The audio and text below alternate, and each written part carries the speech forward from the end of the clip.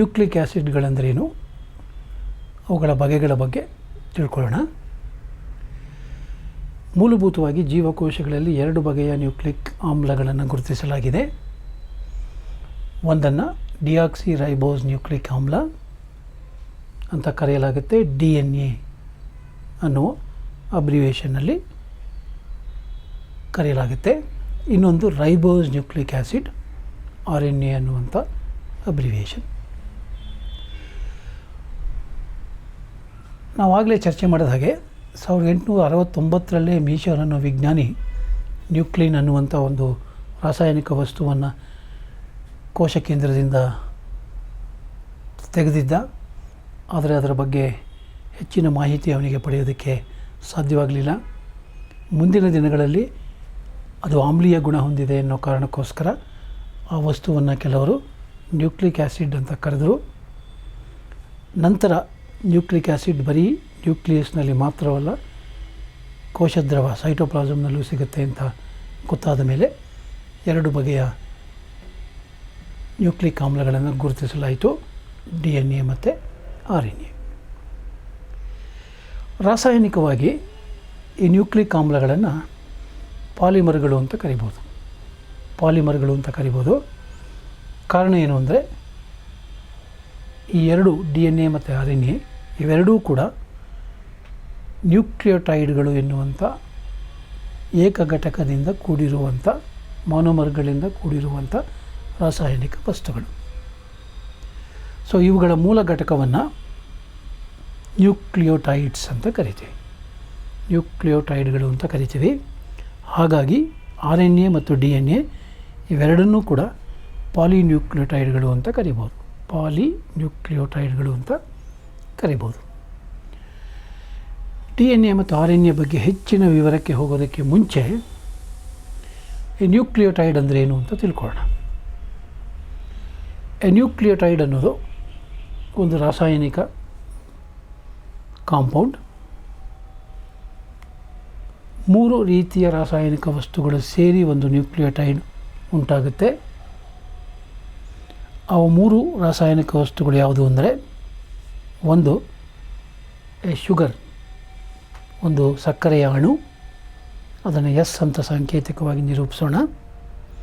ಅದು 5 ಕಾರ್ಬನ್ ಇರುವ ಪೆಂಟೋಸ್ ಸಕ್ಕರೆ.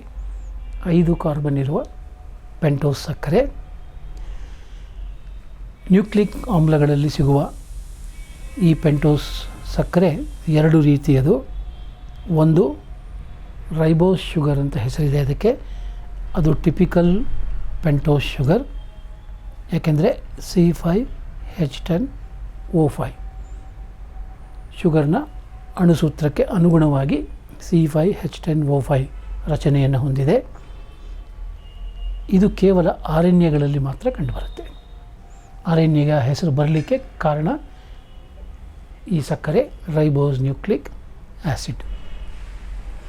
ಇನ್ನೊಂದು ಡಿಯಾಕ್ಸಿ ರೈಬೋಸ್ ಅಂತ.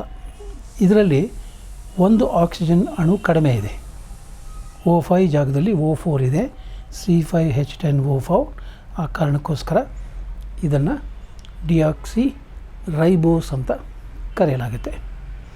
ಡಿಯಾಕ್ಸಿ ರೈಬೋಸ್ DNA ಮಾತ್ರ ಕಂಡುಬರುತ್ತೆ. ಸೊ DNAಗೆ ಹೆಸರು ಬರೋದಕ್ಕೆ ಕಾರಣ ಈ ಸಕ್ಕರೆಯ ಅಣು ಡಿಯಾಕ್ಸಿ ರೈಬೋಸ್ ನ್ಯೂಕ್ಲಿಕ್ ಆಮ್ಲ. ಎರಡನೇದು ಫಾಸ್ಫೇಟ್ ಅಣು, P ಅಂತ ಸಾಂಕೇತಿಕವಾಗಿ ನಿರೂಪಿಸೋಣ. ಇದು ಆರ್ಥೋಫಾಸ್ಫಾರಿಕ್ ಆ್ಯಸಿಡ್ ಮೂಲದ್ದು, H3PO4. ಈ 2 ರಾಸಾಯನಿಕ ವಸ್ತುಗಳಿಗೆ ಆಮ್ಲೀಯ ಗುಣ ಇರೋದಕ್ಕೆ ಕಾರಣ ಈ ಫಾಸ್ಫೇಟ್ ಗುಂಪು. ಮೂರನೇದು ನೈಟ್ರೋಜನ್ ಕ್ಷಾರ. ಇದು ಒಂದು ಸಾವಯವ ಕಾಂಪೌಂಡ್, ಆರ್ಗ್ಯಾನಿಕ್ ಕಾಂಪೌಂಡ್, ರಿಂಗ್ ರಚನೆಯನ್ನು ಹೊಂದಿರುವಂಥ ಆರ್ಗ್ಯಾನಿಕ್ ಕಾಂಪೌಂಡ್. N ಅಂತ ಸಾಂಕೇತಿಕವಾಗಿ ನಿರೂಪಿಸಿರೋಣ. 2 ಬಗೆಯ ನೈಟ್ರೋಜನ್ ಕ್ಷಾರಗಳಿವೆ. ಒಂದನ್ನು ಪ್ಯೂರಿನ್ ಅಂತ ಕರಿತೀವಿ, ಇನ್ನೊಂದನ್ನು ಪಿರಿಮಿಡಿನ್ ಅಂತ ಕರಿತೀವಿ. ಅವುಗಳ ರಚನೆಯಲ್ಲಿ ಸ್ವಲ್ಪ ಬದಲಾವಣೆ ಇದೆ. ಪ್ಯೂರಿನ್ಗಳಲ್ಲಿ 2 ರಿಂಗ್ ಇದೆ, ಪಿರಿಮಿಡಿನ್ಗಳಲ್ಲಿ ಒಂದೇ ರಿಂಗ್ ಸ್ಟ್ರಕ್ಚರ್ ಕಾಣುತ್ತೆ. ಪ್ಯೂರಿನ್ಗಳು ಡಬಲ್ ರಿಂಗ್ ಕಾಂಪೌಂಡ್ಸ್, ಅಡಿನೈನ್ ಮತ್ತು guanine. Adenine A, guanine G. Adenine ಮತ್ತು ಗ್ವಾನೈನ್ DNA ಮತ್ತು RNA ಎರಡರಲ್ಲೂ ಕಂಡುಬರುತ್ತೆ. Both in DNA and RNA. Guanine ಕೂಡ both in DNA and RNA.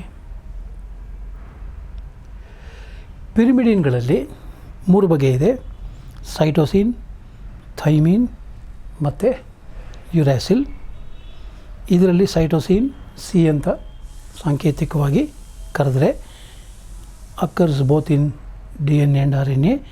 DNA ಮತ್ತು RNA ಎರಡರಲ್ಲೂ ಕಂಡುಬರುವಂಥ ಪಿರಿಮಿಡಿನ್ ಅದು. ಥೈಮಿನ್ ಟಿ ಕೇವಲ DNA ಅಣುವಿನಲ್ಲಿ ಮಾತ್ರ ಕಂಡುಬರುತ್ತೆ. ಯುರಾಸಿಲ್ ಯು ಕೇವಲ RNA ಅಣುವಿನಲ್ಲಿ ಮಾತ್ರ ಕಂಡುಬರುತ್ತೆ. ಅಡಿನೈನ್, ಗ್ವಾನೈನ್ ಮತ್ತು ಸೈಟೋಸಿನ್ DNA RNA ಎರಡರಲ್ಲೂ ಕಂಡುಬರುತ್ತೆ. ಥೈಮಿನ್ DNAನಲ್ಲಿ ಮಾತ್ರ ಕಂಡುಬರುತ್ತೆ. ಯುರಾಸಿಲ್ RNAನಲ್ಲಿ ಮಾತ್ರ ಕಂಡುಬರುತ್ತೆ. ಅಂದರೆ ಇದರ ಅರ್ಥ ಏನು ಅಂದರೆ, DNA ಅಣುವಿನಲ್ಲಿ ಅಡಿನೈನ್, ಗ್ವಾನೈನ್, ಸೈಟೋಸಿನ್ ಮತ್ತು ಥೈಮಿನ್ನ ನ್ಯೂಕ್ಲಿಯೋಟೈಡ್ಗಳಿವೆ. RNAನಲ್ಲಿ ಅಡಿನೈನ್, ಗ್ವಾನೈನ್, ಸೈಟೋಸಿನ್ ಮತ್ತು ಯುರಾಸಿಲ್ನ ನ್ಯೂಕ್ಲಿಯೋಟೈಡ್ಗಳಿವೆ.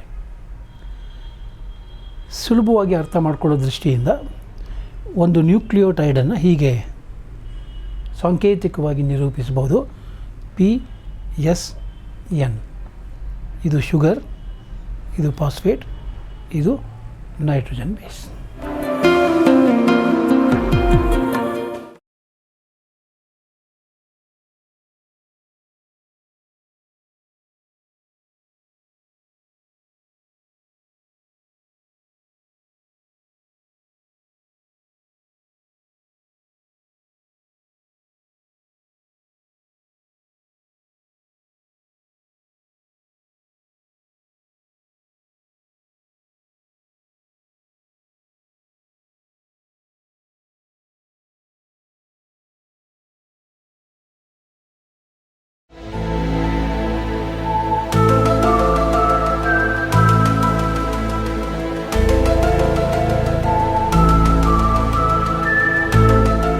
ನ್ಯೂಕ್ಲಿಕ್ ಆಮ್ಲಗಳ ಘಟಕಗಳನ್ನು ನ್ಯೂಕ್ಲಿಯೋಟೈಡ್ಗಳು ಅಂತ ನಾವು ಕರೆದಿದ್ದೀವಿ. ಆ ನ್ಯೂಕ್ಲಿಯೋಟೈಡ್ಗಳಲ್ಲಿ 3 ಸಂಯುಕ್ತಗಳಿವೆ ಅಂತ ನೋಡಿದ್ದೀವಿ. ಒಂದು ಪೆಂಟೋಸ್ ಶುಗರ್, 2ನೇದು ಫಾಸ್ಫೇಟ್, 3ನೇದು ನೈಟ್ರೋಜನ್ ಕ್ಷಾರ, ನೈಟ್ರೋಜನ್ ಬೇಸ್. ಪೆಂಟೋಸ್ ಶುಗರ್ನಲ್ಲಿ 2 ರೀತಿ ಇದೆ ಅಂತ ನೋಡಿದ್ದೀವಿ. ಒಂದು ರೈಬೋಸ್ ಶುಗರ್, ಇನ್ನೊಂದು ಡಿಯಾಕ್ಸಿ ರೈಬೋಸ್ ಶುಗರ್. ಇವೆರಡೂ ಕೂಡ 5 ಕಾರ್ಬನ್ ಅಣುಗಳುಳ್ಳ ಶುಗರ್. ಸೊ ಅವುಗಳ ಸ್ಟ್ರಕ್ಚರಲ್ ಫಾರ್ಮುಲಾ ಹೀಗಿದೆ ನೋಡಿ: 5 carbon, carbon 1, carbon 2, carbon 3, carbon 4, carbon 5. Carbon 1ರಲ್ಲಿ H ಮತ್ತು OH ಇದೆ. ಕಾರ್ಬನ್ 2ರಲ್ಲಿ H ಮತ್ತು OH ಇದೆ. ಕಾರ್ಬನ್ 3ರಲ್ಲಿ ಮತ್ತೆ H ಮತ್ತು OH ಇದೆ. ಕಾರ್ಬನ್ 4ರಲ್ಲಿ H ಆ್ಯಂಡ್ CH2OH ಇದೆ. ಕಾರ್ಬನ್ 5ರಲ್ಲಿ ಆಕ್ಸಿಜನ್ ಇದೆ. ರೈಬೋಸ್ ಶುಗರ್ ನಾವು ನೋಡಿರೋ ಹಾಗೆ ಅದು ಕೇವಲ RNAನಲ್ಲಿ ಮಾತ್ರ ಕಂಡುಬರುವಂಥ ಸಕ್ಕರೆಯ ಅಣು. ಇದು ಡಿಯಾಕ್ಸಿ ರೈಬೋಸ್. ಇವೆರಡರ ನಡುವೆ ರಚನೆಯಲ್ಲಿ ಒಂದೇ ಒಂದು ವ್ಯತ್ಯಾಸ ಇದೆ. ಆ ವ್ಯತ್ಯಾಸವನ್ನು ಎಲ್ಲಿ ನೋಡ್ಬೋದು ನೀವು? 2ನೇ ಕಾರ್ಬನ್ನಲ್ಲಿ ನೋಡಿ. ಇಲ್ಲಿ 2ನೇ ಕಾರ್ಬನ್ನಲ್ಲಿ H ಮತ್ತು OH ಇದೆ. ಇಲ್ಲಿ 2ನೇ ಕಾರ್ಬನ್ನಲ್ಲಿ H ಮತ್ತು H ಇದೆ. ಅಂದರೆ ಒಂದು ಆಕ್ಸಿಜನ್ ಕಡಿಮೆ ಇದೆ. ಹಾಗಾಗಿ C5H10O4. ಒಂದು ಆಕ್ಸಿಜನ್ ಕಡಿಮೆ ಇರೋದ್ರಿಂದ ಅದನ್ನು ಡಿಯಾಕ್ಸಿ ರೈಬೋಸ್ ಶುಗರ್ ಅಂತ ಕರೆಯಲಾಗುತ್ತೆ. ಇದು DNA ಅಣುವಿನಲ್ಲಿ ಕಂಡುಬರುವಂಥ ಸಕ್ಕರೆ. ಇನ್ನು ಫಾಸ್ಫೇಟ್, ಆರ್ಥೋಪಾಸ್ಫಾರಿಕ್ ಆ್ಯಸಿಡ್, ಅದರ formula H3PO4 1 2 3 H3P 1 2 3 4 oxygen H3PO4. ಇದು ಫಾಸ್ಫೇಟ್ನ ರಚನೆ. ಇನ್ನು ನೈಟ್ರೋಜನ್ ಕ್ಷಾರಗಳಲ್ಲಿ ಎರಡು ಬಗೆ ಇದೆ ಅಂತ ನೋಡಿದ್ದೀವಿ. ಒಂದನ್ನು ಪ್ಯೂರಿನ್ಸ್ ಅಂತ ಕರೆದಿದ್ದೀವಿ, ಇನ್ನೊಂದನ್ನು ಪಿರಿಮಿಡಿನ್ಸ್ ಅಂತ ಕರೆದಿದ್ದೀವಿ. ಪ್ಯೂರಿನ್ಗೂ ಪಿರಿಮಿಡಿನ್ಗಳಿಗೂ ಇರುವ ಮುಖ್ಯವಾದ ವ್ಯತ್ಯಾಸ ಏನು ಅಂದರೆ, ಪ್ಯೂರಿನ್ನಲ್ಲಿ 2 ರಿಂಗ್ ರಚನೆಗಳಿವೆ, ಪಿರಿಮಿಡಿನ್ಸ್ನಲ್ಲಿ ಒಂದೇ ಒಂದು ರಿಂಗ್ ರಚನೆ ಕಂಡುಬರುತ್ತೆ. ಈ ಪ್ಯೂರಿನ್ ರಿಂಗ್ಗಳಲ್ಲಿ 9 ಸ್ಥಾನಗಳಿವೆ. ಆ ಸ್ಥಾನಗಳನ್ನು ಹೀಗೆ ಗುರುತು ಮಾಡಲಾಗುತ್ತೆ. ಇದೊಂದು ರಿಂಗು, ಇದೊಂದು ರಿಂಗು. ಇಲ್ಲಿಂದ ಪ್ರಾರಂಭ ಮಾಡಿ 1 2 3 4 5 6 7 8 9 ಸ್ಥಾನಗಳಿವೆ. ಅಡಿನೈನ್ನಲ್ಲಿ ಈ 9 ಸ್ಥಾನಗಳಲ್ಲಿ ಮೊದಲನೇ ಸ್ಥಾನದಲ್ಲಿ ನೈಟ್ರೋಜನ್ ಇದೆ, ಮತ್ತು 3ನೇ ಸ್ಥಾನದಲ್ಲಿ ನೈಟ್ರೋಜನ್ ಇದೆ, 7ನೇ ಸ್ಥಾನದಲ್ಲಿ ನೈಟ್ರೋಜನ್ ಇದೆ, 9ನೇ ಸ್ಥಾನದಲ್ಲಿ ನೈಟ್ರೋಜನ್ ಇದೆ. ಸೊ 2 ಪ್ಯೂರಿನ್ಗಳಲ್ಲಿ 1 3 7 ಮತ್ತು 9. 2 ಪ್ಯೂರಿನ್ಗಳಲ್ಲಿ ಅಡಿನೈನ್ ಮತ್ತು ಗ್ವಾನೈನ್ ನೈಟ್ರೋಜನ್ನ ಸ್ಥಾನ 1 3 7 9 1 3 7 9. ಅಡಿನೈನ್ ಅಣುವನ್ನು ನೋಡಿ. 1ನೇ ಸ್ಥಾನದಲ್ಲಿ ನೈಟ್ರೋಜನ್ ಇದೆ, 2ನೇ ಸ್ಥಾನದಲ್ಲಿ CH ಇದೆ, 3ನೇ ಸ್ಥಾನದಲ್ಲಿ ನೈಟ್ರೋಜನ್ ಇದೆ, 4ನೇ ಸ್ಥಾನದಲ್ಲಿ ಕಾರ್ಬನ್ ಇದೆ, 5ನೇ ಸ್ಥಾನದಲ್ಲಿ ಕಾರ್ಬನ್ ಇದೆ, 7ನೇ ಸ್ಥಾನದಲ್ಲಿ 6ನೇ ಸ್ಥಾನದಲ್ಲಿ ಮತ್ತೆ ಕಾರ್ಬನ್ ಇದೆ, 7ನೇ ಸ್ಥಾನದಲ್ಲಿ ನೈಟ್ರೋಜನ್ ಇದೆ, 8ನೇ ಸ್ಥಾನದಲ್ಲಿ CH ಇದೆ, 9ನೇ ಸ್ಥಾನದಲ್ಲಿ NH ಇದೆ. ಅದೇ ಗ್ವಾನೈನ್ ಅಣುವಿನಲ್ಲಿ 1ನೇ ಸ್ಥಾನದಲ್ಲಿ NH ಇದೆ, 2ನೇ ಸ್ಥಾನದಲ್ಲಿ ಈ ಕಾರ್ಬನ್ NH2 ಜೊತೆಗೆ ಲಿಂಕ್ ಆಗಿದೆ, 3ನೇ ಸ್ಥಾನದಲ್ಲಿ ನೈಟ್ರೋಜನ್, 4ನೇ ಸ್ಥಾನದಲ್ಲಿ ಕಾರ್ಬನ್, 5ನೇ ಸ್ಥಾನದಲ್ಲಿ ಕಾರ್ಬನ್, 6ನೇ ಸ್ಥಾನದಲ್ಲಿರೋ ಕಾರ್ಬನ್ನು C⋯O, 7ನೇ ಸ್ಥಾನದಲ್ಲಿ ನೈಟ್ರೋಜನ್, 8ನೇ ಸ್ಥಾನದಲ್ಲಿ CH, 9ನೇ ಸ್ಥಾನದಲ್ಲಿ NH. ಅಡಿನೈನ್ ಮತ್ತು ಗ್ವಾನೈನ್ ಈ 2 ಪ್ಯೂರಿನ್ಗಳು DNA-ನಲ್ಲೂ ಕಂಡುಬರ್ತದೆ ಮತ್ತು RNA-ನಲ್ಲೂ ಕೂಡ ಕಂಡುಬರ್ತವೆ. ಪಿರಿಮಿಡಿನ್ಗಳಲ್ಲಿ 3 ಬಗೆಯನ್ನು ಗುರುತಿಸಲಾಗಿದೆ: ಸೈಟೋಸಿನ್, ಥೈಮಿನ್ ಮತ್ತು ಯುರಾಸಿಲ್. ಈ 3ರಲ್ಲಿಯೂ ಕೂಡ ಒಂದೇ ಒಂದು 6 ಸ್ಥಾನಗಳುಳ್ಳ ಬೆನ್ಝೀನ್ ರಿಂಗ್ ಇದೆ. ಆ ಸ್ಥಾನಗಳನ್ನು ಹೀಗೆ ಗುರುತಿಸಲಾಗುತ್ತೆ. ಅದಕ್ಕೂ ಇದಕ್ಕೂ ವ್ಯತ್ಯಾಸ ಗಮನಿಸಿ. 1 2 3 4 5 6 1 2 3 4 5 6 1 2 3 4 5 6.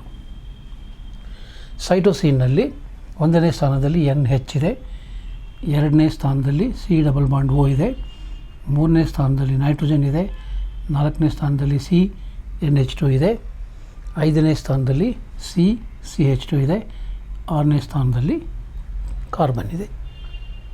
ಸೈಟೋಸಿನ್ DNA ಮತ್ತು RNA ಎರಡರಲ್ಲೂ ಕೂಡ ಕಂಡುಬರುವಂಥ ಪಿರಿಮಿಡಿನ್. ಥೈಮಿನ್ನಲ್ಲಿ 1ನೇ ಸ್ಥಾನದಲ್ಲಿ NH ಇದೆ, 2ನೇ ಸ್ಥಾನದಲ್ಲಿ C⋯O ಇದೆ, 3ನೇ ಸ್ಥಾನದಲ್ಲಿ NH ಇದೆ, 4ನೇ ಸ್ಥಾನದಲ್ಲಿ C⋯O ಇದೆ, 5ನೇ ಸ್ಥಾನದಲ್ಲಿ CH2 ಇದೆ, 6ನೇ ಸ್ಥಾನದಲ್ಲಿ C ಲಿಂಕ್ಡ್ ವಿತ್ H ಇದೆ. ಥೈಮಿನ್ ಕೇವಲ DNA-ನಲ್ಲಿ ಮಾತ್ರ ಕಂಡುಬರುವಂಥ ಪಿರಿಮಿಡಿನ್. ಇನ್ನು ಯುರಾಸಿಲ್ನಲ್ಲಿ 1ನೇ ಸ್ಥಾನದಲ್ಲಿ NH, 2ನೇ ಸ್ಥಾನದಲ್ಲಿ C⋯O, 3ನೇ ಸ್ಥಾನದಲ್ಲಿ NH, 4ನೇ ಸ್ಥಾನದಲ್ಲಿ C⋯O, 5ನೇ ಸ್ಥಾನದಲ್ಲಿ ವ್ಯತ್ಯಾಸ ಇದೆ, C ಲಿಂಕ್ಡ್ ವಿತ್ H, 6ನೇ ಸ್ಥಾನದಲ್ಲಿ C linked with H. Uracil ಕೇವಲ RNA-ನಲ್ಲಿ ಮಾತ್ರ ಕಂಡುಬರುವಂಥ ಪಿರಿಮಿಡಿನ್. ಸೊ ಇದು ನ್ಯೂಕ್ಲಿಯೋಟೈಡ್ಗಳಲ್ಲಿ ಕಂಡುಬರುವಂಥ 3 ಸಂಯುಕ್ತಗಳ ಸಕ್ಕರೆ, ಫಾಸ್ಫೇಟ್ ಮತ್ತು ನೈಟ್ರೋಜನ್ ಕ್ಷಾರಗಳ ರಚನೆಯ ವಿವರಣೆ.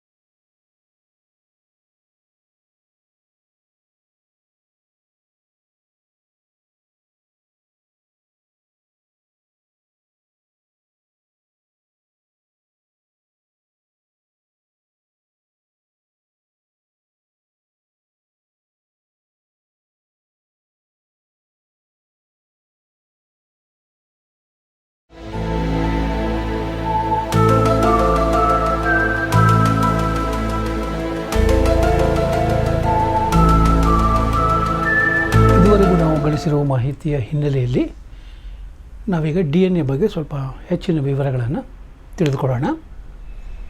DNA ಡಿಯಾಕ್ಸಿ ರೈಬೋಸ್ ನ್ಯೂಕ್ಲಿಕ್ ಆಮ್ಲ, ಸಂಕ್ಷಿಪ್ತ ರೂಪದಲ್ಲಿ DNA ಅಂತ ಕರೆಯಲಾಗುತ್ತೆ.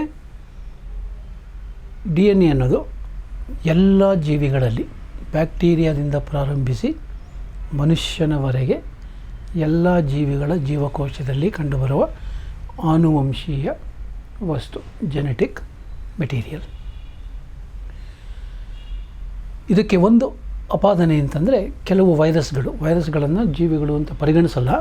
ಆದರೆ ಕೆಲವು ವೈರಸ್ಗಳಲ್ಲಿ RNA is present as the genetic material. DNA ಜಾಗದಲ್ಲಿ RNA ಜೆನೆಟಿಕ್ ಮೆಟೀರಿಯಲ್ ಆಗಿ ಕೆಲಸ ಮಾಡುವಂಥ ಕೆಲವು ವೈರಸ್ಗಳಿವೆ. ಉದಾಹರಣೆಗೆ HIV. ಪ್ರೋಕ್ಯಾರಿಯೋಟ್ ಜೀವಕೋಶಗಳಲ್ಲಿ DNA ಸೈಟೋಪ್ಲಾಸಮ್ನಲ್ಲಿ ಒಂದು ಡಿಫ್ಯೂಸ್ ಸ್ಥಿತಿಯಲ್ಲಿ ಕಂಡುಬಂದರೆ, ಯೂಕ್ಯಾರಿಯೋಟಿಕ್ ಜೀವಕೋಶಗಳಲ್ಲಿ ಅದು ನಿರ್ದಿಷ್ಟವಾದ ಕೋಶ ಕೇಂದ್ರದ ಒಳಗಡೆ ನ್ಯೂಕ್ಲಿಯರ್ ಪೊರೆಯ ಒಳಗಡೆ ಕಂಡುಬರುತ್ತೆ. ಹಾಗಂದ ಮಾತ್ರಕ್ಕೆ ಜೀವಕೋಶದ ಅಷ್ಟೂ DNA ಕೋಶ ಕೇಂದ್ರದಲ್ಲಿ ನ್ಯೂಕ್ಲಿಯಸ್ನಲ್ಲಿ ಮಾತ್ರ ಕಂಡುಬರುತ್ತೆ ಅಂತಲ್ಲ. DNAನ ಬಹುಭಾಗ ನ್ಯೂಕ್ಲಿಯಸ್ನಲ್ಲಿದ್ದರೆ ಸ್ವಲ್ಪ ಭಾಗದ DNA ಕೋಶದ್ರವದಲ್ಲೂ ಕೂಡ ಕಂಡುಬರುತ್ತೆ. ಕೋಶದ್ರವದಲ್ಲಿ ಕೆಲವು ಕಣದಂಗಗಳಲ್ಲಿ, ವಿಶೇಷವಾಗಿ ಮೈಟೊಕಾಂಡ್ರಿಯಾ ಮತ್ತು ಕ್ಲೋರೋಪ್ಲಾಸ್ಟ್, ಈ ಎರಡು ಕಣದಂಗಗಳಲ್ಲಿ DNA ಕಂಡುಬರುತ್ತೆ. ಹೀಗೆ ಸೈಟೋಪ್ಲಾಸಮ್ನಲ್ಲಿ ಕಂಡುಬರುವಂಥ DNAನ ಎಕ್ಸ್ಟ್ರಾ ನ್ಯೂಕ್ಲಿಯರ್ DNA ಅಥವಾ ಸೈಟೋಪ್ಲಾಸ್ಮಿಕ್ DNA ಅಂತ ಕರೆಯಲಾಗುತ್ತೆ. ಮೈಟೊಕಾಂಡ್ರಿಯಾದಲ್ಲಿದ್ದರೆ ಅದನ್ನು ಮೈಟೊಕಾಂಡ್ರಿಯಲ್ DNA ಅಂತಲೂ, ಕ್ಲೋರೋಪ್ಲಾಸ್ಟ್ನಲ್ಲಿರೋ DNAನ ಕ್ಲೋರೋಪ್ಲಾಸ್ಟ್ DNA ಅಂತಲೂ ಕರೆಯಲಾಗುತ್ತೆ.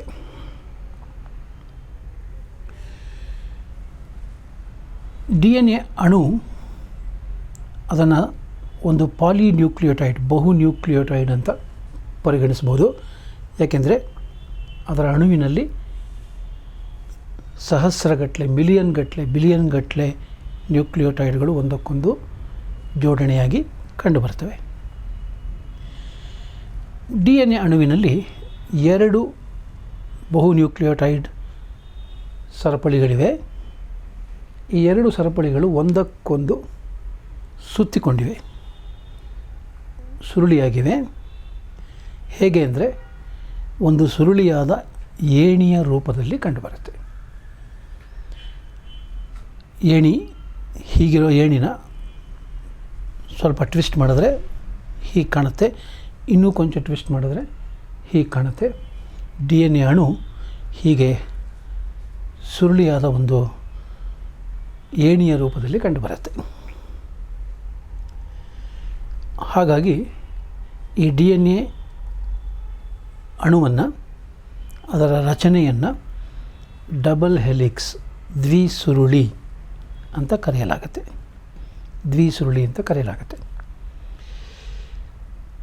DNA ಅಣುವನ್ನು, ಅದರ ದ್ವಿಸುರುಳಿ ರಚನೆಯನ್ನು ವಿವರವಾಗಿ ವಿವರಿಸಿದವರು ಇಂಗ್ಲೆಂಡಿನ 2 ವಿಜ್ಞಾನಿಗಳು, ವ್ಯಾಟ್ಸನ್ ಮತ್ತು ಕ್ರಿಕ್ ಅನ್ನುವಂಥ 2 ವಿಜ್ಞಾನಿಗಳು. 1953ರಲ್ಲಿ ಅದರ ಬಗ್ಗೆ ರಚನೆಯ ಬಗ್ಗೆ ವಿವರವಾದ ವಿವರಣೆಯನ್ನು ಕೊಟ್ಟರು. ಅನೇಕ ನವೀನ ತಂತ್ರಜ್ಞಾನವನ್ನು, ಎಕ್ಸ್ರೇ ಡಿಫ್ರ್ಯಾಕ್ಷನ್ ಮುಂತಾದ ಅನೇಕ ತಂತ್ರಜ್ಞಾನಗಳನ್ನು ಬಳಸಿ DNA ಅಣುವಿನ ರಚನೆಯನ್ನು ವಿವರಿಸೋದಕ್ಕೆ ಅವರಿಗೆ ಸಾಧ್ಯವಾಯಿತು. ಹಿಂದೆ ಒಂದು ಸಂದರ್ಭದಲ್ಲಿ ನಾವು ನೋಡಿದ್ದೀವಿ, 1869ರಲ್ಲೇ ಮೀಷರ್ ಅನ್ನುವಂಥ ಒಬ್ಬ ಜರ್ಮನ್ ವಿಜ್ಞಾನಿ ಕೋಶ ಕೇಂದ್ರದಲ್ಲಿ ಒಂದು ರಾಸಾಯನಿಕ ವಸ್ತುವನ್ನು ಕಂಡುಹಿಡಿದಿದ್ದ. ಅದಕ್ಕೆ ನ್ಯೂಕ್ಲೀನ್ ಅಂತ ಕರೆದಿದ್ದ. ಅದಾದ ನಂತರ ಅದರ ಬಗ್ಗೆ ಹೆಚ್ಚಿನ ಮಾಹಿತಿ ಇರಲಿಲ್ಲ. ಹಾಗೆ 1869ರಲ್ಲಿ ಕಂಡುಹಿಡಿಯದ ನ್ಯೂಕ್ಲೀನ್ ಅನ್ನುವ ಆ ರಾಸಾಯನಿಕ ವಸ್ತುವಿನ ನಿಜರೂಪವನ್ನು, ಅದರ ಪ್ರಾಮುಖ್ಯತೆಯನ್ನು, ಅದರ ರಚನೆಯನ್ನು ಕಂಡುಹಿಡಿಬೇಕಾದ್ರೆ 1953ರಲ್ಲಿ ವ್ಯಾಟ್ಸನ್ ಕ್ರಿಕ್ ಮಾಡಿದ ಈ ಒಂದು ಪ್ರಯೋಗ ಕಾರಣವಾಯಿತು. ಈ ಮಹತ್ತರವಾದ ಕೊಡುಗೆಗೋಸ್ಕರ 1962ರಲ್ಲಿ ವ್ಯಾಟ್ಸನ್ ಮತ್ತು ಕ್ರಿಕ್ ಅವರಿಗೆ ನೊಬೆಲ್ ಪಾರಿತೋಷಕವನ್ನು ನೀಡಿ ಗೌರವಿಸಲಾಯಿತು. ಈಗ ನಾವು DNA ಅಣುವಿನ ದ್ವಿಸುರುಳಿ ಮಾದರಿ ರಚನೆ ಹೇಗಿದೆ ಅನ್ನೋದನ್ನು ನೋಡೋಣ.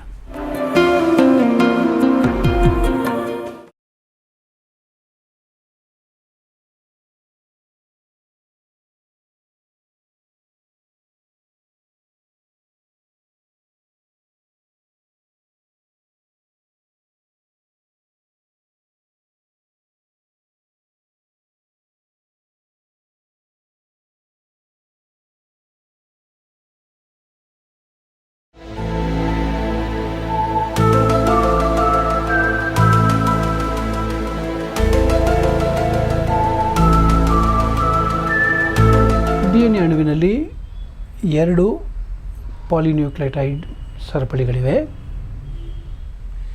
ಈ 2 ಪಾಲಿನ್ಯೂಕ್ಲಿಯೋಟೈಡ್ ಸರಪಳಿಗಳು ಒಂದನ್ನೊಂದು ಸುತ್ತಿಕೊಂಡು ದ್ವಿಸುರುಳಿಯಾಗಿವೆ. ಡಬಲ್ ಹೆಲಿಕ್ಸ್ ಅಂತ ಅದಕ್ಕೋಸ್ಕರ ಕರೆದಿದ್ದೀವಿ. ಈ 2 ಪಾಲಿನ್ಯೂಕ್ಲಿಯೋಟೈಡ್ ಸರಪಳಿಗಳ ವಿಶೇಷ ಏನು ಅಂದರೆ ಅವು ವಿರುದ್ಧ ದಿಕ್ಕಿನಲ್ಲಿ ವ್ಯವಸ್ಥೆಗೊಂಡಿವೆ. ಒಂದು ಪಾಲಿನ್ಯೂಕ್ಲಿಯೋಟೈಡ್ ಸರಣಿ, ಅದರ ಪ್ರಾರಂಭ ಅದನ್ನು 3' ತುದಿ ಅಂತ ಕರಿತೀವಿ. ಅದರ 3' ತುದಿ ಹೀಗಿದ್ದರೆ ಅದರ ವಿರುದ್ಧ ತುದಿ 5' ತುದಿ ಇಲ್ಲಿದೆ. ಇನ್ನೊಂದು ಸರಪಳಿಯ ಪ್ರಾರಂಭದ ತುದಿ 3' ತುದಿ ಇಲ್ಲಿದೆ, ಅದರ 5' ತುದಿ ಇಲ್ಲಿದೆ. ಈ 3' to 5' ಅನ್ನೋದು ಫಾಸ್ಫೋಡೈಎಸ್ಟರ್ ಲಿಂಕೇಜ್ಗಳ ಸ್ಥಾನವನ್ನು ಗುರುತಿಸುವ ಒಂದು ಪದ್ಧತಿ. ಅಂದರೆ ಒಂದು ನ್ಯೂಕ್ಲಿಯೋಟೈಡ್ಗೂ ಇನ್ನೊಂದು ನ್ಯೂಕ್ಲಿಯೋಟೈಡ್ಗೂ ಮಧ್ಯೆ ಉಂಟಾಗುವ ಬಂಧ, ಅದನ್ನು ಫಾಸ್ಫೋಡೈಎಸ್ಟರ್ ಲಿಂಕೇಜ್ ಅಂತ ಕರೆಯಲಾಗುತ್ತೆ. ಆ ಫಾಸ್ಫೋಡೈಎಸ್ಟರ್ ಲಿಂಕೇಜ್ 3' ಒಂದು ನ್ಯೂಕ್ಲಿಯೋಟೈಡ್ನ 3ನೇ ಕಾರ್ಬನ್ನಿಂದ ಇನ್ನೊಂದು ನ್ಯೂಕ್ಲಿಯೋಟೈಡ್ನ 5ನೇ ಕಾರ್ಬನ್ನಿಗೆ ಬಂಧ ಏರ್ಪಡೋದ್ರಿಂದ ಅದನ್ನು 3' to 5' ಫಾಸ್ಫೋಡೈಎಸ್ಟರ್ ಲಿಂಕೇಜ್, 3' to 5' ಫಾಸ್ಫೋಡೈಎಸ್ಟರ್ ಬಂಧ ಅಂತ ಕರೆಯಲಾಗುತ್ತೆ. ಬಿಟ್ವೀನ್ ಎನಿ 2 ಸಕ್ಸಸಿವ್ ನ್ಯೂಕ್ಲಿಯೋಟೈಡ್ಸ್, ಯಾವುದೇ 2 ನ್ಯೂಕ್ಲಿಯೋಟೈಡ್ಗಳ ನಡುವೆ ಇರುವ ಬಂಧ ಇದು. ಹಾಗಾಗಿ ಆ 2 ಪಾಲಿನ್ಯೂಕ್ಲಿಯೋಟೈಡ್ ಸರಳಿಗಳು ವಿರುದ್ಧ ದಿಕ್ಕಿನಲ್ಲಿ ಚಲಿಸುವುದನ್ನು ನೋಡ್ತೀವಿ. ವಿರುದ್ಧ ದಿಕ್ಕಿನಲ್ಲಿ ವ್ಯವಸ್ಥೆಗೊಂಡಿರೋದನ್ನು ಗಮನಿಸಬಹುದು. ಪ್ರತಿಯೊಂದು ಸರಪಳಿಯ ನೀಳ ಭಾಗ ಏನಿದೆ, ಆ ನೀಳ ಭಾಗದಲ್ಲಿ ಫಾಸ್ಫೇಟ್ ಶುಗರ್ ಪರ್ಯಾಯವಾಗಿ ಜೋಡಣೆಗೊಂಡಿದೆ. Phosphate and sugar alternately. ಅದೇ ರೀತಿ ಇನ್ನೊಂದರಲ್ಲೂ ಕೂಡ ಫಾಸ್ಫೇಟ್ ಶುಗರ್ ಆಲ್ಟರ್ನೇಟ್ಲಿ. ಏಣಿಯ ಅಡ್ಡಪಟ್ಟಿ ಏನಿದೆ, ಹಾಗೆ ಈ ಸುರುಳಿಗಳ ನಡುವಿನ ಅಡ್ಡಪಟ್ಟಿ ಏನಿದೆ, ಆ ಅಡ್ಡಪಟ್ಟಿಯಲ್ಲಿ ನೈಟ್ರೋಜನ್ ಕ್ಷಾರಗಳು ಜೋಡಣೆಗೊಂಡಿವೆ. ಎಲ್ಲೆಲ್ಲಿ ಸಕ್ಕರೆಯ ಅಣು ಇದೆಯೋ ಅಲ್ಲಿ ಒಂದು ನೈಟ್ರೋಜನ್ ಕ್ಷಾರ ಜೋಡಣೆಯಾಗಿದೆ.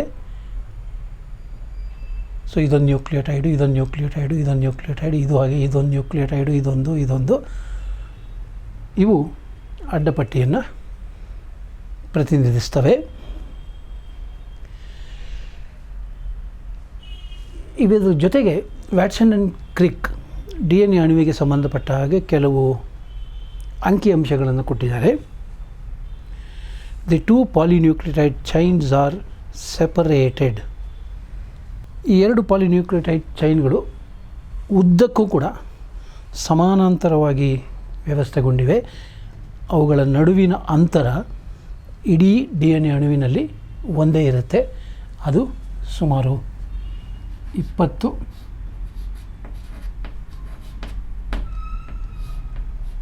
ಆ್ಯಂಗ್ಸ್ಟ್ರಾಂಗ್ ಯೂನಿಟ್ಗಳು.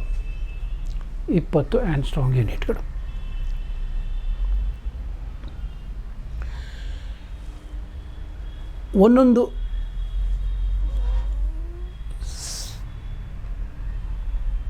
ಒಂದೊಂದು ಸರಪಳಿನಲ್ಲೂ ಕೂಡ ಒಂದು ಫುಲ್ ಕಾಯಿಲ್, ಒಂದು ಪೂರ್ತಿ ಸುರುಳಿ ಏನಿದೆ ಅದರ ಉದ್ದ 34 ಆ್ಯಂಗ್ಸ್ಟ್ರಾಂಗ್ ಯೂನಿಟ್ಗಳಿರುತ್ತೆ.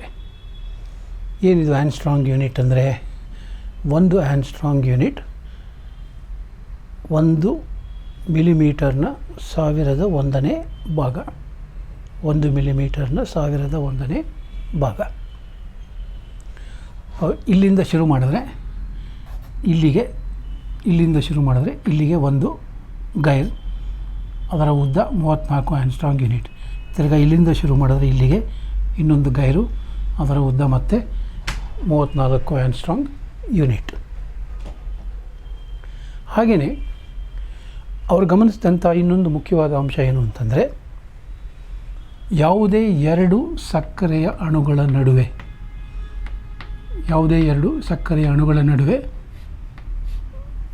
ಇರುವ ದೂರ 3.4 angstrom unit. Distance between any two successive sugar molecules 3.4 angstrom units. ಒಂದು ಗೈರ್ನ ಉದ್ದ 34 ಆ್ಯಂಗ್ಸ್ಟ್ರಾಂಗ್ ಯೂನಿಟ್, ಎರಡು ಸಕ್ಕರೆ ಅಣುಗಳ ನಡುವೆ ಇರುವ ದೂರ 3.4 ಆ್ಯಂಗ್ಸ್ಟ್ರಾಂಗ್ ಯೂನಿಟ್. ಹಾಗಂದರೆ ಅದರ ಅರ್ಥ ಏನು? 34 ಡಿವೈಡೆಡ್ ಬೈ 3.4. ಪ್ರತಿಯೊಂದು ಗೈರ್ನಲ್ಲಿ, ಪ್ರತಿಯೊಂದು ಸುರುಳಿಯಲ್ಲಿ 10 ಸಕ್ಕರೆಯ ಅಣುಗಳಿವೆ. 10 ಸಕ್ಕರೆಯ ಅಣುಗಳಿವೆ ಅಂದರೆ 10 ಫಾಸ್ಫೇಟ್ ಇದೆ, ಜೊತೆಯಲ್ಲಿ 10 ನೈಟ್ರೋಜನ್ ಬೇಸ್ ಇದೆ. ಅಂದರೆ ಅದರ ಅರ್ಥ ಪ್ರತಿಯೊಂದು ಸುರುಳಿಯಲ್ಲಿ 10 ನ್ಯೂಕ್ಲಿಯೋಟೈಡ್ಗಳಿರ್ತವೆ. ಸೊ ಒಂದು DNA ಅಣುವಿನಲ್ಲಿ ಎಷ್ಟು ಸುರುಳಿಗಳಿವೆ ಅನ್ನೋದನ್ನು ಲೆಕ್ಕ ಹಾಕಿದ್ರೆ ಎಷ್ಟು ನ್ಯೂಕ್ಲಿಯೋಟೈಡ್ಗಳಿವೆ ಅನ್ನೋದನ್ನು ಸುಲಭವಾಗಿ ಲೆಕ್ಕ ಹಾಕ್ಬೋದು. DNA ಅಣುವಿನ ರಚನೆಯಲ್ಲಿ ನಾವು ಗಮನಿಸಬೇಕಾದಂಥ ಒಂದು ಮಹತ್ವವಾದ ಅಂಶ ಅಂತಂದರೆ ನೈಟ್ರೋಜನ್ ಬೇಸ್ಗಳ ನಡುವಿನ ಸಂಬಂಧ. ಒಂದೇ ಸ್ಥಾನದಲ್ಲಿ ವಿರುದ್ಧವಾಗಿರುವಂಥ ಈ ನೈಟ್ರೋಜನ್ ಬೇಸ್ಗಳ ಜೋಡಣೆ ಅತ್ಯಂತ ನಿರ್ದಿಷ್ಟವಾಗಿರುತ್ತೆ. ಆ ಜೋಡಣೆಯನ್ನು ಸ್ಪೆಸಿಫಿಕ್ ಬೇಸ್ ಪೇರಿಂಗ್, ನಿರ್ದಿಷ್ಟ ನೈಟ್ರೋಜನ್ ಬೇಸ್ ಜೋಡಣೆ ಅಂತ ಕರೆಯಲಾಗುತ್ತೆ.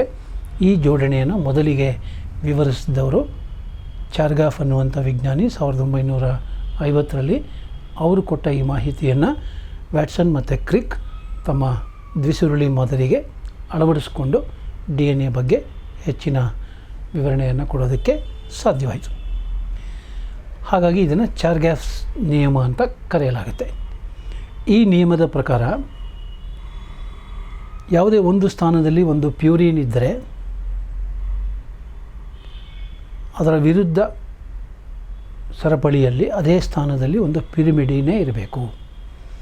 ಇಲ್ಲಿ ಪ್ಯೂರಿನ್ ಇದ್ದರೆ ಇದು ಪ್ಯೂರಿನ್ ಆಗಿದ್ದರೆ ಇದು ಪಿರಿಮಿಡಿನೇ ಆಗಿರಬೇಕು, ಅಥವಾ ಇದು ಪಿರಿಮಿಡಿನ್ ಆಗಿದ್ದರೆ ಇದು ಪ್ಯೂರಿನೇ ಆಗಿರಬೇಕು. A purine pairs only with A pyrimidine, A pyrimidine pairs only with A purine. ಎರಡೇ ಮುಖ್ಯವಾದಂಥ ಅಂಶ. ಪ್ಯೂರಿನ್ಗಳಲ್ಲಿ ನಾವು ಎರಡು ಬಗೆ ಇದೆ ಅನ್ನೋದನ್ನು ನೋಡಿದ್ದೀವಿ, ಅಡಿನೈನ್ ಮತ್ತು guanine. Adenine pairs only with thymine. Adenine ಇದ್ದರೆ ಒಂದು ಕಡೆ, ಇಲ್ಲಿ ಅಡಿನೈನ್ ಇದ್ದರೆ ಇಲ್ಲಿ ಥೈಮಿನ್ ಇರಬೇಕು, ಅಥವಾ ಇಲ್ಲಿ ಥೈಮಿನ್ ಇದ್ದರೆ ಇಲ್ಲಿ ಅಡಿನೈನ್ ಇರಬೇಕು. Guanine pairs only with cytosine, cytosine pairs only with guanine.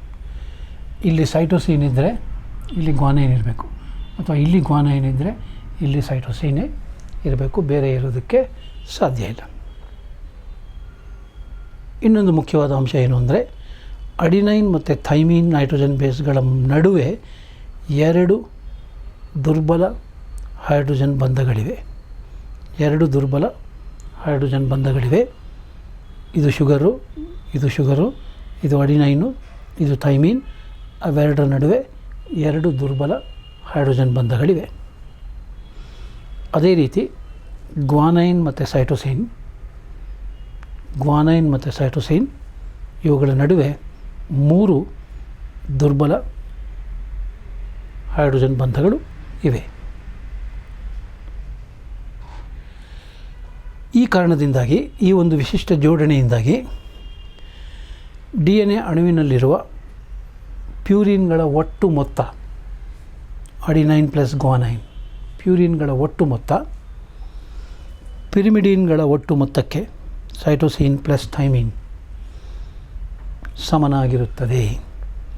A plus G will be equal to C plus T. ಜೊತೆಗೆ A ಪ್ಲಸ್ T ಮತ್ತು C ಪ್ಲಸ್ G ಇವುಗಳ ನಡುವಿನ ಅನುಪಾತ ಪ್ರಭೇದದಿಂದ ಪ್ರಭೇದಕ್ಕೆ ಬೇರೆಯಾದರೂ ಕೂಡ ಒಂದು ಪ್ರಭೇದಕ್ಕೆ ಅದರ ಮೌಲ್ಯ ಯಾವಾಗಲೂ ನಿರ್ದಿಷ್ಟವಾಗಿರುತ್ತೆ.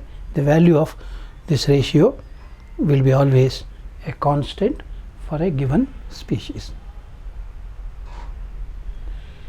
ಈ ಒಂದು ನಿರ್ದಿಷ್ಟ ಜೋಡಣೆಯಿಂದ ಏನಾಗಿದೆ, ದಿ ಟೂ ಚೈನ್ಸ್ ಆಫ್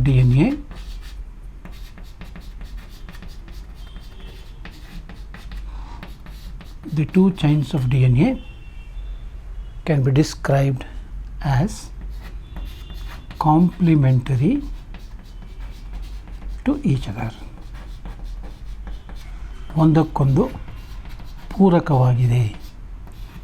DNAನ ಎರಡು ಸರಪಳಿಗಳು ಒಂದಕ್ಕೊಂದು ಪೂರಕವಾಗಿದೆ, ಆದರೆ ಒಂದನ್ನೊಂದು ಹೋಲುವುದಿಲ್ಲ. They are not similar, but they are complementary to each other. DNA ಅಣುವಿನಲ್ಲಿ ನೈಟ್ರೋಜನ್ ಕ್ಷಾರಗಳ ಜೋಡಣೆ ಬಹಳ ನಿರ್ದಿಷ್ಟವಾಗಿರುತ್ತೆ ಅನ್ನೋದನ್ನು ನೋಡಿದ್ವಿ. ಅದನ್ನು ಇನ್ನಷ್ಟು ಸ್ಪಷ್ಟವಾಗಿ ನೋಡೋದಕ್ಕೆ DNA ಅಣುವಿನ ಒಂದು ಭಾಗವನ್ನು ದೊಡ್ಡದಾಗಿ ಬರೆದು ಇಲ್ಲಿ ತೋರಿಸಿದೆ. ಇದು ಫಾಸ್ಫೇಟ್ ಶುಗರ್ ಇರುವಂಥ ಅಪ್ರೈಟ್ ಕಾಲಮ್ಮು. ಎಲ್ಲೆಲ್ಲಿ ಶುಗರ್ ಮಾಲಿಕ್ಯೂಲ್ ಇದೆಯೋ ಅಲ್ಲಿ ನೈಟ್ರೋಜನ್ ಬೇಸ್ ಇದೆ. ಸೊ ಇದು ಒಂದು ನ್ಯೂಕ್ಲಿಯೋಟೈಡು, ಇದೊಂದು ನ್ಯೂಕ್ಲಿಯೋಟೈಡು, ಇದೊಂದು ನ್ಯೂಕ್ಲಿಯೋಟೈಡು, ಇದೊಂದು ನ್ಯೂಕ್ಲಿಯೋಟೈಡು, ಹಾಗೆ ಉದ್ದಕ್ಕೂ ಬಿಲಿಯನ್ ಗಟ್ಟಲೆ ನ್ಯೂಕ್ಲಿಯೋಟೈಡ್ಗಳಿರ್ತವೆ.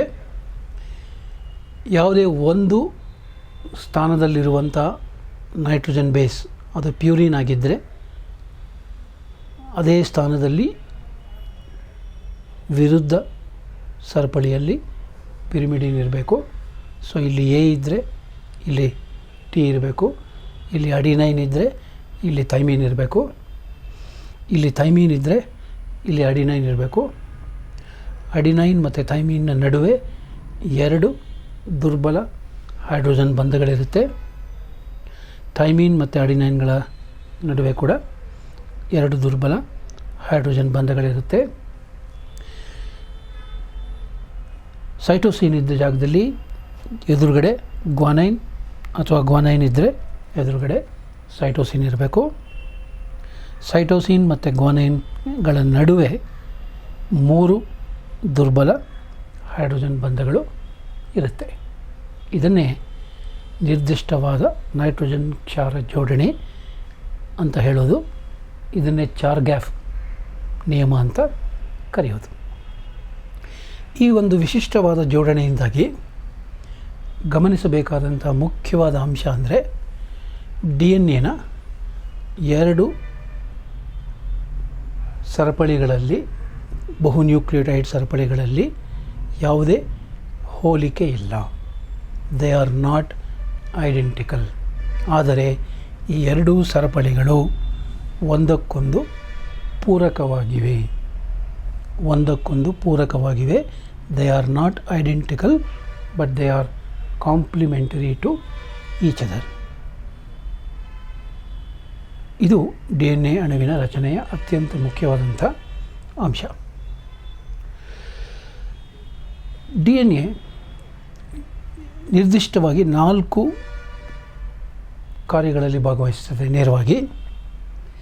ಒಂದು, ನಾವೀಗಾಗಲೇ ನೋಡಿರೋ ಹಾಗೆ, it is the genetic material in all living organisms. ಎಲ್ಲ ಜೀವಿಗಳಲ್ಲಿ, ಬ್ಯಾಕ್ಟೀರಿಯಾಯಿಂದ ಪ್ರಾರಂಭಿಸಿ ಮನುಷ್ಯನವರೆಗೆ ಎಲ್ಲ ಜೀವಿಗಳಲ್ಲಿ DNA ಆನುವಂಶೀಯ ವಸ್ತುವಾಗಿ ಕೆಲಸ ಮಾಡುತ್ತೆ. ಎರಡನೇದು, RNA ರೈಬೋನ್ಯೂಕ್ಲಿಕ್ ಆಮ್ಲ ಏನಿದೆ ಅದು ಉತ್ಪಾದನೆಯಾಗೋದು DNA ಸೊ DNA RNA ಉತ್ಪಾದನೆಗೂ ಕಾರಣವಾಗುತ್ತೆ. ಮೂರನೇದು, ಜೀವಕೋಶವೊಂದರಲ್ಲಿ ಬೇಕಾಗುವ ಎಲ್ಲ ಪ್ರೋಟೀನ್ಗಳ ಸಂಶ್ಲೇಷಣೆ DNA ನಿರ್ದೇಶನದ ಪ್ರಕಾರ ನಡೆಯುತ್ತೆ. ನೀವೀಗಾಗಲೇ ಓದಿರೋ ಹಾಗೆ ಜೀವಕೋಶದಲ್ಲಿ ರೈಬೋಸೋಮ್ಗಳನ್ನು ಪ್ರೋಟೀನ್ ಕಾರ್ಖಾನೆಗಳು ಅಂತ ಕರಿತೀವಿ. ಅಲ್ಲಿ ಅಮೈನೋ ಆ್ಯಸಿಡ್ಗಳು ಒಂದಕ್ಕೊಂದು ಜೋಡಣೆಗೊಂಡು ಪ್ರೋಟೀನ್ನ ಉತ್ಪಾದನೆ ಆಗುತ್ತೆ. ಅಮೈನೋ ಆ್ಯಸಿಡ್ಗಳು ಯಾವ ಒಂದು ಅನುಕ್ರಮದಲ್ಲಿ ಜೋಡಣೆ ಆಗಬೇಕು ಅನ್ನೋದನ್ನು DNA ನಿರ್ಧರಿಸುತ್ತೆ. ಇದನ್ನು DNA ಸಂಕೇತ ಅಂತ ಕರಿತೀವಿ, ಕೋಡ್ ಅಂತ ಕರಿತೀವಿ. ನಾಲ್ಕನೇದು, DNA is capable of replication. ತನ್ನನ್ನೇ ಹೋಲುವ ಇನ್ನೊಂದು ಅಣುವನ್ನು ತಯಾರಿಸುವ ಸಾಮರ್ಥ್ಯ DNAಗೆ ಇದೆ. ಇದನ್ನು ಸ್ವಪ್ರತೀಕರಣ, ರೆಪ್ಲಿಕೇಶನ್ ಅಂತ ಕರಿತೀವಿ. ಈ ಒಂದು ಸಾಮರ್ಥ್ಯದಿಂದಾಗಿ DNA ತನ್ನಲ್ಲಿರುವ ಮಾಹಿತಿಯನ್ನು ಪೀಳಿಗೆಯಿಂದ ಪೀಳಿಗೆಗೆ ವರ್ಗಾವಣೆ ಮಾಡುವ ಸಾಮರ್ಥ್ಯವನ್ನು ಹೊಂದಿದೆ.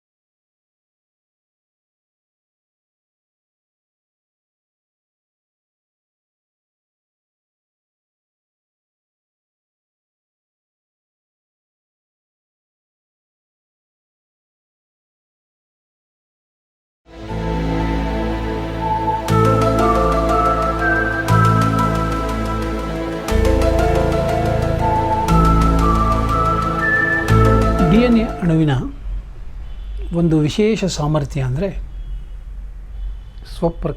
ಪ್ರತೀಕರಣ, ರೆಪ್ಲಿಕೇಶನ್. ತನ್ನನ್ನೇ ಹೋಲುವ ಇನ್ನೊಂದು ಅಣುವನ್ನು ಉಂಟು ಮಾಡುವ ಸಾಮರ್ಥ್ಯ, ಅದನ್ನು ಸ್ವಪ್ರತೀಕರಣ ಅಥವಾ ರೆಪ್ಲಿಕೇಶನ್ ಅಂತ ಕರೆಯಲಾಗುತ್ತೆ. So replication is the capacity to produce its own identical copy. ಜೀವಿಗಳಲ್ಲಿರುವ ರಾಸಾಯನಿಕ ವಸ್ತುಗಳಲ್ಲಿ ಈ ಸಾಮರ್ಥ್ಯ ಇರೋದು DNA ಅಣುವಿಗೆ ಮಾತ್ರ. ರೆಪ್ಲಿಕೇಶನ್ ಯಾವಾಗ ಆಗುತ್ತೆ? ರೆಪ್ಲಿಕೇಶನ್ ಪ್ರತಿ ಬಾರಿ ಜೀವಕೋಶ ವಿಭಜನೆಯಾಗುವ ಮುನ್ನ ಇಂಟರ್ಫೇಸ್ ಹಂತದಲ್ಲಿ DNA ರೆಪ್ಲಿಕೇಶನ್ ಉಂಟಾಗುತ್ತೆ. ಒಂದು ಡಿಪ್ಲಾಯ್ಡ್ ಜೀವಕೋಶವನ್ನು ಗಮನಿಸಿ.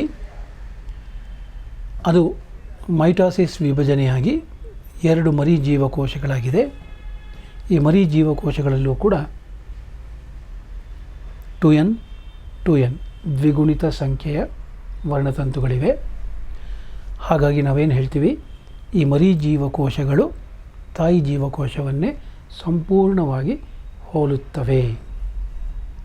ಇಲ್ಲಿ ಸಂಪೂರ್ಣವಾಗಿ ಹೋಲುತ್ತವೆ ಅಂದರೆ ಅದು ವರ್ಣತಂತುವಿನ ಸಂಖ್ಯೆ ಮಾತ್ರ ಅಲ್ಲ, ಜೀವಕೋಶದಲ್ಲಿರುವ DNA ಪ್ರಮಾಣ ಕೂಡ ತಾಯಿ ಜೀವಕೋಶದಲ್ಲಿರುವಷ್ಟೇ ಪ್ರಮಾಣದ DNA ಮರಿ ಜೀವಕೋಶಗಳಲ್ಲೂ ಕೂಡ ಕಂಡುಬರಬೇಕು.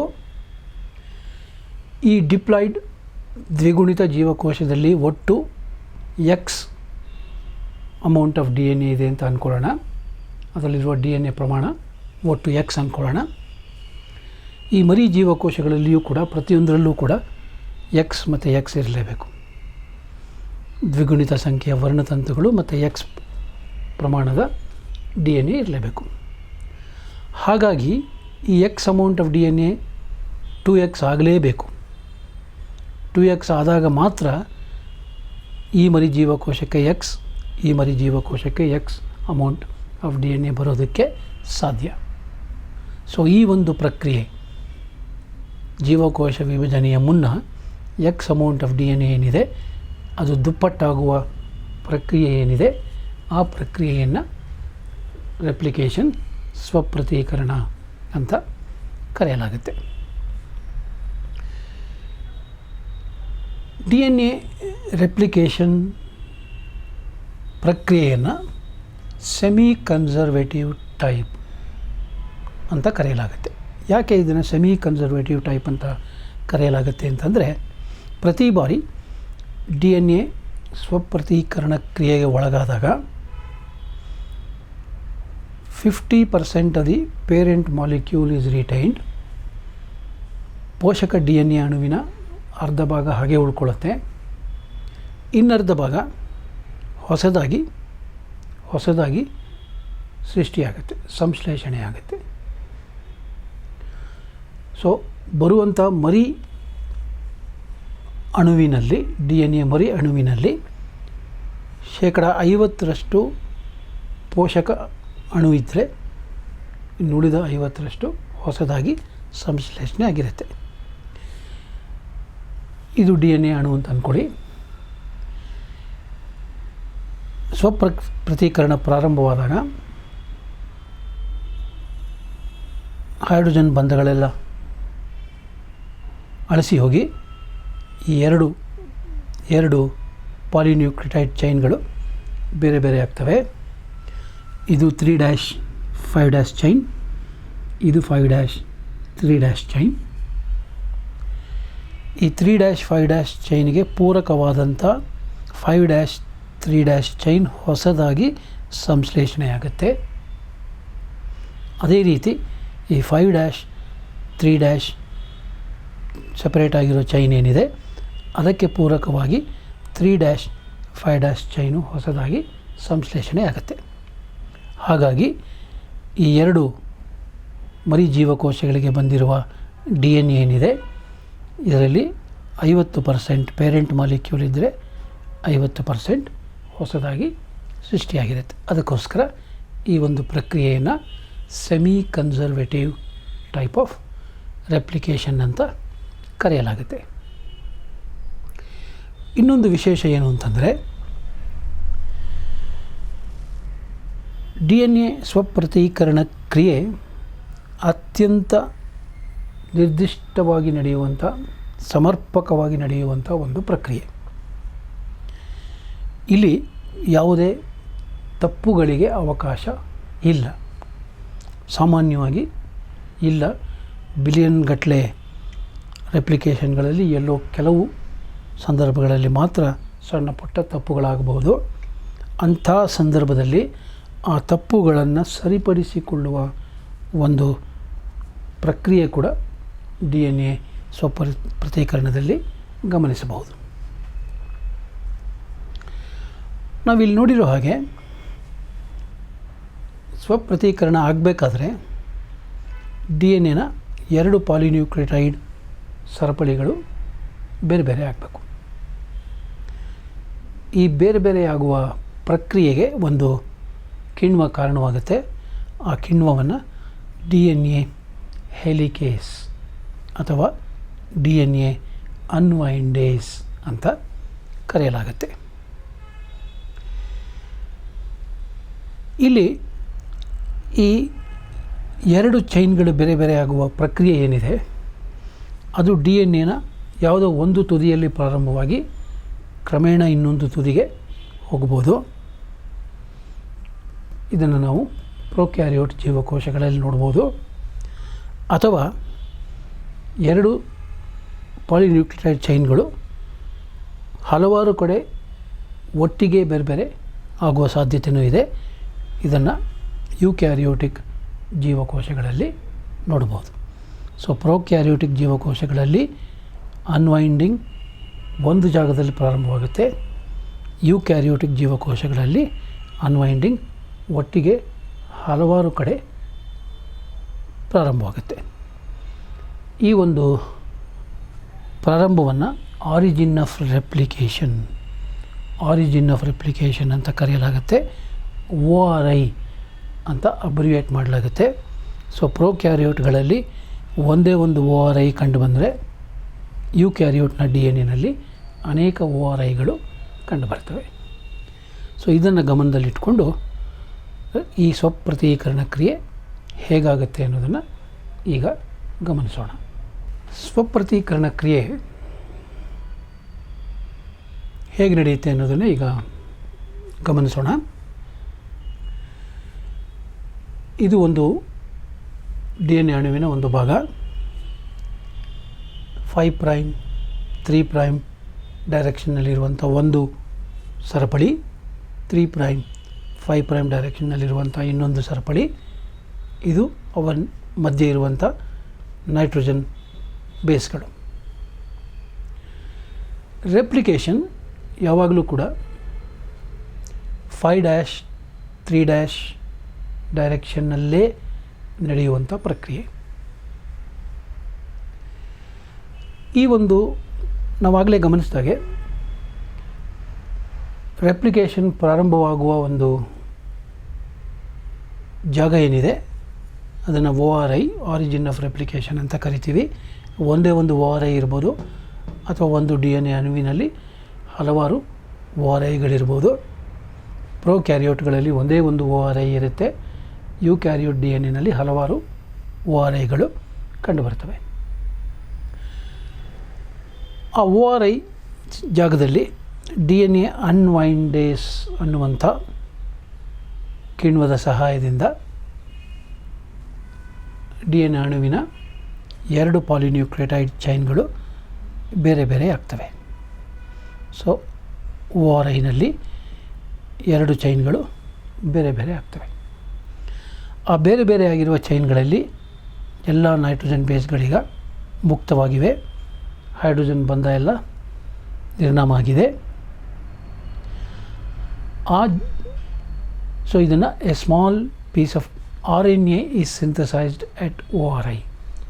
ರೆಪ್ಲಿಕೇಶನ್ನ ಪ್ರಾರಂಭದಲ್ಲಿ, ಸ್ವಪ್ರತೀಕರಣ ಕ್ರಿಯೆಯ ಪ್ರಾರಂಭದಲ್ಲಿ ಒಂದು ಸಣ್ಣ RNA ಅಣು ORI ಜಾಗದಲ್ಲಿ ಹೊಸದಾಗಿ ಸಂಶ್ಲೇಷಣೆಗೊಳ್ಳುತ್ತೆ.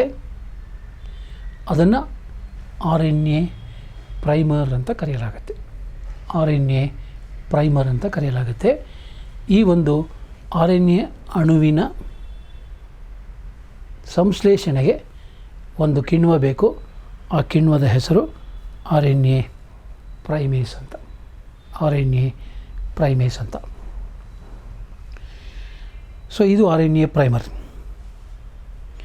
RNA ಪ್ರೈಮರ್ ಈ ಜಾಗದಲ್ಲಿರೋ ನೈಟ್ರೋಜನ್ ಬೇಸ್ಗಳಿಗೆ ಪೂರಕವಾದಂಥ ನೈಟ್ರೋಜನ್ ಬೇಸ್ಗಳನ್ನು ಹೊಂದಿರುತ್ತೆ.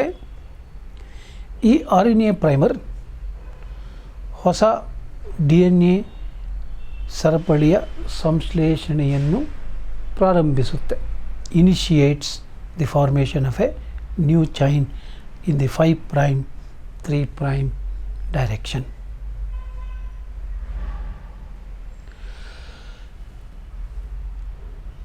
ಈ 2 ಚೈನ್ಗಳಲ್ಲಿ ಈ 5 ಪ್ರೈಮ್ 3 ಪ್ರೈಮ್ ಚೈನ್ ಏನಿದೆ, ಈ 5 ಪ್ರೈಮ್ 3 ಪ್ರೈಮ್ ಚೈನ್ನಲ್ಲಿ ರೆಪ್ಲಿಕೇಶನ್ ನಿರಂತರವಾಗಿ ಕಂಟಿನ್ಯೂಸ್ ಆಗಿ ನಡೀತಾ ಹೋಗುತ್ತೆ. ಅನ್ವೈಂಡಿಂಗ್ ಆಗ್ತಾ ಇದ್ದ ಹಾಗೆಯೇ ಹೊಸ ಚೈನ್ ಸಿಂಥಸಿಸ್ಸು ನಡೀತಾ ಹೋಗುತ್ತೆ. 5 ಪ್ರೈಮ್ 3 ಪ್ರೈಮ್ ಡೈರೆಕ್ಷನ್ನಲ್ಲಿ ನಡೀತಾ ಹೋಗುತ್ತೆ. ಹಾಗಾಗಿ ಈ ಸ್ಟ್ರ್ಯಾಂಡ್ಗೆ, DNA ಅಣುವಿನ ಈ ಸ್ಟ್ರ್ಯಾಂಡ್ಗೆ ಲೀಡಿಂಗ್ ಸ್ಟ್ರ್ಯಾಂಡ್ ಅಂತ ಕರೆಯಲಾಗುತ್ತೆ. ಲೀಡಿಂಗ್ ಸ್ಟ್ರ್ಯಾಂಡ್ ಅಂತ ಕರೆಯಲಾಗುತ್ತೆ. ಇನ್ನೊಂದು ಚೈನ್ನಲ್ಲಿ 3 ಪ್ರೈಮ್ 5 ಪ್ರೈಮ್ ಡೈರೆಕ್ಷನ್ನಲ್ಲಿರುವಂಥ ಚೈನ್ನಲ್ಲಿ ಇಲ್ಲಿ ಏನಾಗುತ್ತೆ, 5 ಪ್ರೈಮ್ 3 ಪ್ರೈಮ್ನಲ್ಲಿ 5 ಪ್ರೈಮ್ 3 ಪ್ರೈಮ್ ಡೈರೆಕ್ಷನ್ನಲ್ಲಿ ಕಂಟಿನ್ಯೂಸ್ ಆಗಿ ಹೊಸ ಚೈನ್ ಸಂಶ್ಲೇಷಣೆ ನಡೆಯೋದಿಲ್ಲ.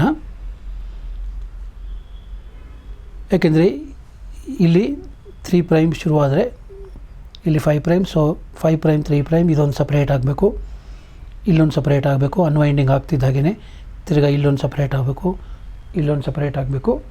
ಹೀಗೆ ಇಲ್ಲಿ ರೆಪ್ಲಿಕೇಶನ್ ಡಿಸ್ಕಂಟಿನ್ಯೂಸ್, ನಿರಂತರವಾಗಿ ನಡೆಯೋದಿಲ್ಲ, ತುಂಡು ತುಂಡುಗಳಾಗಿ ನಡೆಯುತ್ತೆ. Short segments of DNA R formed. Short segments of DNA R formed which are later joined to form a new chain. So ಈ ಸಣ್ಣ ಸಣ್ಣ ಸೆಗ್ಮೆಂಟ್ಗಳು ಮುಂದೆ ಸೇರಿಕೊಂಡು ಒಂದು ಕಾಂಪ್ಲಿಮೆಂಟ್ರಿ ಚೈನ್ ಆಗಿ ಕಾಣಿಸ್ಕೊಳ್ತವೆ. ಹಾಗಾಗಿ ಇದನ್ನು ಲ್ಯಾಗಿಂಗ್ ಸ್ಟ್ರ್ಯಾಂಡ್ ಅಂತ ಕರೆಯಲಾಗುತ್ತೆ. ಇದನ್ನು ಲೀಡಿಂಗ್ ಸ್ಟ್ರ್ಯಾಂಡ್ ಅಂತ ಕರೆಯಲಾಗುತ್ತೆ. ಇದನ್ನು ಲ್ಯಾಗಿಂಗ್ ಸ್ಟ್ರ್ಯಾಂಡ್ ಅಂತ ಕರೆಯಲಾಗುತ್ತೆ. ಹೀಗೆ 5' 3' ಡೈರೆಕ್ಷನ್ನಲ್ಲಿ ಉತ್ಪತ್ತಿಯಾದ ಸಣ್ಣ ಸಣ್ಣ ಸೆಗ್ಮೆಂಟ್ಗಳೇನಿದೆ ಅವುಗಳನ್ನು ಒಕಜಾಕಿ ತುಂಡುಗಳು ಅಂತ ಕರೆಯಲಾಗುತ್ತೆ. ಒಕಜಾಕಿ ಫ್ರ್ಯಾಗ್ಮೆಂಟ್ಸ್, ಒಕಜಾಕಿ ತುಂಡುಗಳು ಅಂತ ಕರೆಯಲಾಗುತ್ತೆ. ಈ ಒಕಜಾಕಿ ತುಂಡುಗಳನ್ನು DNA ಪಾಲಿಮರೇಸ್ ಕಿಣ್ವ ಸೇರಿಸಿ ನಿರಂತರವಾದಂಥ ಒಂದು ಚೈನನ್ನು ಆಮೇಲೆ ಉಂಟು ಮಾಡುತ್ತೆ. ಹಾಗಾಗಿ ಈ ಪ್ರಕ್ರಿಯೆಗೆ DNA ಬೇಕಾದಂಥ ಕಿಣ್ವಗಳಲ್ಲಿ DNA ಅನ್ವೈಂಡೇಸ್ ಚೈನ್ಗಳನ್ನು ಸಪರೇಟ್ ಮಾಡೋದಕ್ಕೆ DNA ಪಾಲಿಮರೇಸ್ 3 ಥರ ಇದೆ. DNA ಪಾಲಿಮರೇಸ್ 1, ಪಾಲಿಮರೇಸ್ 2, ಪಾಲಿಮರೇಸ್ 3 ಅಂತ. ಮುಖ್ಯವಾದ್ದು ಅದರಲ್ಲಿ DNA ಪಾಲಿಮರೇಸ್ 3. ಅದು ಈ ಕಾಂಪ್ಲಿಮೆಂಟ್ರಿ ಪೂರಕ DNA ಅಣುವಿನಲ್ಲಿ ಹೊಸದಾಗಿ ಸಂಶ್ಲೇಷಣೆ ಆಗ್ತಾ ಇರುವಂಥ ಅಣುವಿನಲ್ಲಿ ನೈಟ್ರೋಜನ್ ಬೇಸ್ಗಳನ್ನು ಸೇರಿಸೋದಕ್ಕೆ ಸಹಾಯ ಮಾಡುತ್ತೆ. RNA primase RNA ಪ್ರೈಮರ್ನ ಸಂಶ್ಲೇಷಣೆಗೆ ಕಾರಣವಾಗುತ್ತೆ. ಜೊತೆಗೆ ಟ್ರೋಪೋ ಐಸೋಮರೇಸಸ್ ಅನ್ನುವಂಥ ಕಿಣ್ವಗಳು ಕೂಡ ಈ ಒಂದು ಪ್ರಕ್ರಿಯೆಯಲ್ಲಿ ಭಾಗವಹಿಸ್ತವೆ. ಸೊ ಈ ಪ್ರಕ್ರಿಯೆಯ ಮೂಲಕ DNA ಅಣು ಸ್ವಪ್ರತೀಕರಣ ಹೊಂದಿ 2 ಅಣುಗಳಾಗಿ ಉತ್ಪತ್ತಿಯಾಗುತ್ತೆ. 2 ಮರಿಜೀವಕೋಶಗಳಿಗೆ ಹೋಗುತ್ತೆ. ಈ DNA ಸ್ವಪ್ರತೀಕರಣ ಪ್ರಕ್ರಿಯೆ ಏನಿದೆ ಅದು ಸೆಮಿ ಕನ್ಸರ್ವೇಟಿವ್ ಟೈಪ್.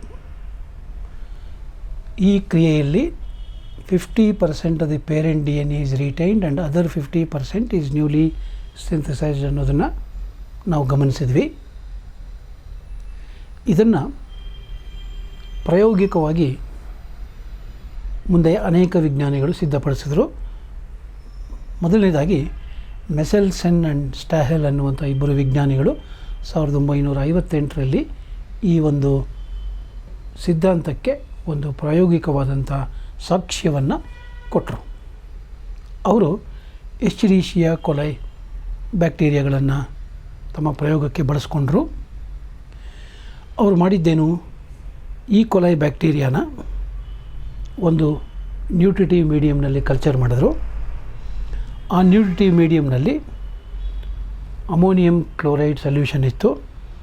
ಆ ಅಮೋನಿಯಂ ಕ್ಲೋರೈಡ್ನ ನೈಟ್ರೋಜನ್ ಏನಿದೆ ಅದು ಐಸೋಟೋಪ್ 15, ರೇಡಿಯೋ ಆ್ಯಕ್ಟಿವ್ ಐಸೋಟೋಪ್ 15 ಆಗಿತ್ತು. ಸೆವರಲ್ ಜನರೇಷನ್ಸ್ ಅದನ್ನೇ ಕಲ್ಚರ್ ಮಾಡಿದ್ರು. ನಂತರ ಅದರಿಂದ ಕೆಲವು ಅವರಿಗೆ ಆಗ ಗಮನಿಸಿದ್ದೇನು ಅಂದರೆ ಅವರು all the resulting bacteria had their DNA with 15 nitrogen. So ಮುಂದೆ ಬಂದಂಥ ಎಲ್ಲ ಸಕ್ಸೆಸಿವ್ ಜನರೇಷನ್ ಬ್ಯಾಕ್ಟೀರಿಯಾಗಳಲ್ಲಿ ಇದ್ದಂಥ DNA ಇದೇ 15N ಇನ್ಕಾರ್ಪೊರೇಟ್ ಆಗಿದ್ದನ್ನು ಗಮನಿಸಿದ್ರು ಅವರು. ಮುಂದೆ ಏನು ಮಾಡಿದ್ರು, ಇದರಿಂದ ಕೆಲವು ಬ್ಯಾಕ್ಟೀರಿಯಾಗಳನ್ನು ತೆಗೆದು ಬೇರೆ ಒಂದು ಕಲ್ಚರ್ ಮೀಡಿಯಮ್ಗೆ ಟ್ರಾನ್ಸ್ಫರ್ ಮಾಡಿದ್ರು. ಅದು ಕೂಡ ಅಮೋನಿಯಂ ಕ್ಲೋರೈಡ್ ಕಲ್ಚರ್ ಮೀಡಿಯಮ್ಮೇ, ಆದರೆ ಅದರಲ್ಲಿ ಇದ್ದಂಥ ನೈಟ್ರೋಜನ್ N14. ಅದರಿಂದ ಆಗಾಗ್ಗೆ ಸ್ಯಾಂಪಲ್ಗಳನ್ನು ತೆಗೆದು ಯಾವುದು ಇನ್ಕಾರ್ಪೊರೇಟ್ ಆಗಿದೆ ಅನ್ನೋದನ್ನು ಮತ್ತೆ ಪರೀಕ್ಷೆ ಮಾಡಿದ್ರು. ಅವರಿಗೆ ಕಂಡು ಬಂದಿದ್ದೇನು ಅಂತಂದರೆ, ಮುಂದಿನ ಒಂದು ಇದರಲ್ಲಿ ಬ್ಯಾಕ್ಟೀರಿಯಾ ಶೋಡ್ ಹೈಬ್ರಿಡ್ DNA. ಅದರಲ್ಲಿ DNA ಅರ್ಧ ಭಾಗ 15N ಇದ್ದರೆ ಇನ್ನರ್ಧ ಭಾಗದಲ್ಲಿ 14N ಇದ್ದಿದ್ದು ಕಂಡುಬಂತು. ಹಾಗಾಗಿ ಈ ಪ್ರಯೋಗದ ಫಲಿತಾಂಶ ಸೆಮಿ ಕನ್ಸರ್ವೇಟಿವ್ ಟೈಪ್ ಆಫ್ ರೆಪ್ಲಿಕೇಷನನ್ನು ಹೇಗಾಗುತ್ತೆ ಅನ್ನೋದನ್ನು ಸಾಕ್ಷ್ಯಾಧಾರ ಸಮೇತ ನಿರೂಪಿಸೋದಕ್ಕೆ ಸಾಧ್ಯವಾಯಿತು. ಅದರ ಒಂದು ಸಾಂಕೇತಿಕ ನಿರೂಪಣೆ ಇಲ್ಲಿದೆ ನೋಡಿ. ಈ ಚಿತ್ರವನ್ನು ಗಮನಿಸಿ. ಇದು 15N ಇನ್ಕಾರ್ಪೊರೇಟ್ ಆಗಿರೋ DNA, ಹೆವಿ DNA. ಈ DNA ಇರುವಂಥ ಬ್ಯಾಕ್ಟೀರಿಯಾನ ಅವರು NH4Cl 14 NH4Clನಲ್ಲಿ ಕಲ್ಚರ್ ಮಾಡಿದ್ರು. ಬಹುತೇಕ ಬ್ಯಾಕ್ಟೀರಿಯಾಗಳು ಅದರಲ್ಲೂ ವಿಶೇಷವಾಗಿ ಈ ಕೊಲೈ ಬ್ಯಾಕ್ಟೀರಿಯಾ ಪ್ರತಿ 20 ನಿಮಿಷಕ್ಕೆ ಒಮ್ಮೆ ವಿಭಜನೆ ಆಗುತ್ತೆ. ವಿಭಜನೆ ಆದಾಗ ರೆಪ್ಲಿಕೇಷನ್ ಆಗುತ್ತೆ. ಸೊ 20 ನಿಮಿಷದ ನಂತರ ಅಲ್ಲಿ ಉಂಟಾದಂಥ ಮರಿ ಬ್ಯಾಕ್ಟೀರಿಯಾಗಳ ಜೀವಕೋಶದ DNA ಪರೀಕ್ಷೆ ಮಾಡಿದಾಗ ಒಂದೊಂದು ಮರಿ ಜೀವಕೋಶದ DNA 50% 15N DNA ಇದ್ದರೆ 50% 14N DNA ಇತ್ತು. ಸೊ ಆ ಎರಡೂ ಮರಿ ಜೀವಕೋಶಗಳಲ್ಲಿ ಹೈಬ್ರಿಡ್ DNA ಇತ್ತು. ಅರ್ಧ 15N DNA ಇದ್ದರೆ ಇನ್ನರ್ಧ 14N DNA ಇತ್ತು. ಇನ್ನೂ 20 ನಿಮಿಷ ಇಟ್ಟು, ಅಂದರೆ 40 ನಿಮಿಷದ ನಂತರ ಇನ್ನೊಂದು ಸ್ಯಾಂಪಲ್ ತೊಗೊಂಡು ಪರೀಕ್ಷೆ ಮಾಡಿದಾಗ ಒಂದು ಜೀವಕೋಶ 2 ಆಗಿತ್ತು, 2 ಜೀವಕೋಶ 4 ಆಗಿತ್ತು.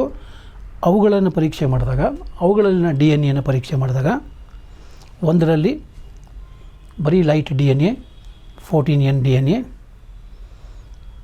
ಇದರಲ್ಲಿ 14N 15N DNA, 14N 15N DNA, ಇದರಲ್ಲಿ ಎರಡೂ ಸರಪಳಿಗಳಲ್ಲಿ 14N DNA. ಯಾಕೆಂದರೆ ಇದನ್ನು ತಗೊಳ್ಳಿ, ಇದು ಒಂದು ಮರಿ ಜೀವಕೋಶಕ್ಕೆ ಹೋಯಿತು, ಇದು ಇನ್ನೊಂದು ಮರಿ ಜೀವಕೋಶಕ್ಕೆ ಹೋಯಿತು. ಸೊ ಒಂದು 14N ಬಂತು, ಇನ್ನೊಂದು 15N ಬಂತು. ಸೊ 14Nಗೆ ಇನ್ನೊಂದು 14N ಕಾಂಪ್ಲಿಮೆಂಟ್ರಿ ಸಿಂಥಸೈಸ್ ಆಯಿತು. 15 DNAಗೆ 14 ಕಾಂಪ್ಲಿಮೆಂಟ್ರಿಯಾಗಿ ಸಿಂಥಸೈಸ್ ಆಯಿತು. ಹಾಗೆ ಇಲ್ಲೂ ಆಯಿತು. ಹಾಗಾಗಿ ಪ್ರತಿಯೊಂದರಲ್ಲೂ ಕೂಡ 50% ಪೇರೆಂಟ್ DNA ಇದ್ದಿದ್ದು, 50% ಹೊಸದಾಗಿ ಸಂಶ್ಲೇಷಣೆಯಾಗಿದ್ದು ಕಂಡುಬಂತು. ಈ ಫಲಿತಾಂಶದ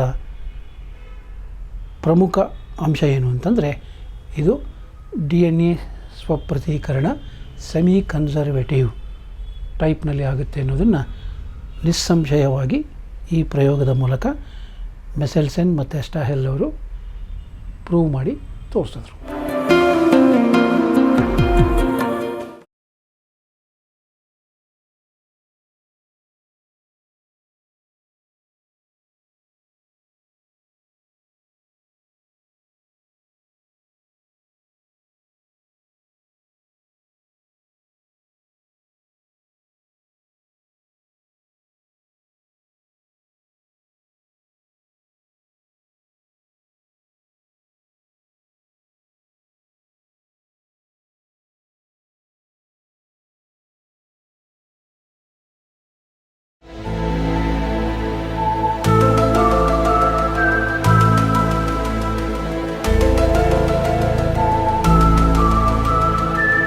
RNA ರೈಬೋನ್ಯೂಕ್ಲಿಕ್ ಆ್ಯಸಿಡ್ ಅನ್ನುವುದರ ಸಂಕ್ಷಿಪ್ತ ರೂಪ RNA.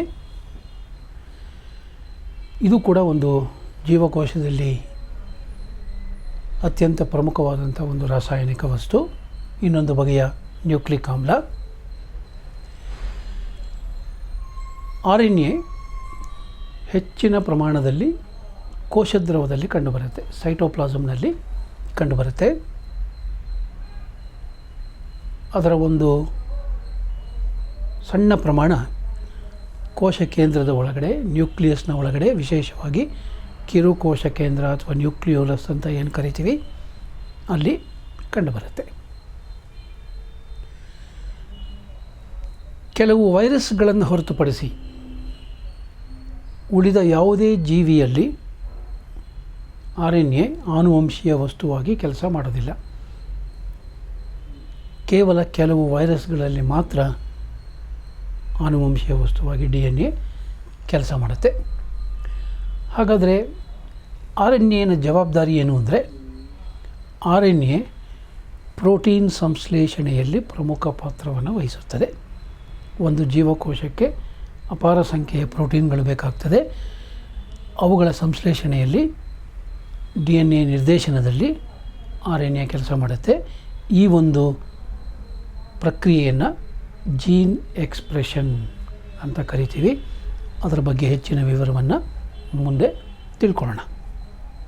RNA ಅಣುವಿನಲ್ಲಿ ಒಂದೇ ಒಂದು ಪಾಲಿನ್ಯೂಕ್ಲಿಟೈಡ್ ಸರಪಳಿ ಇದೆ.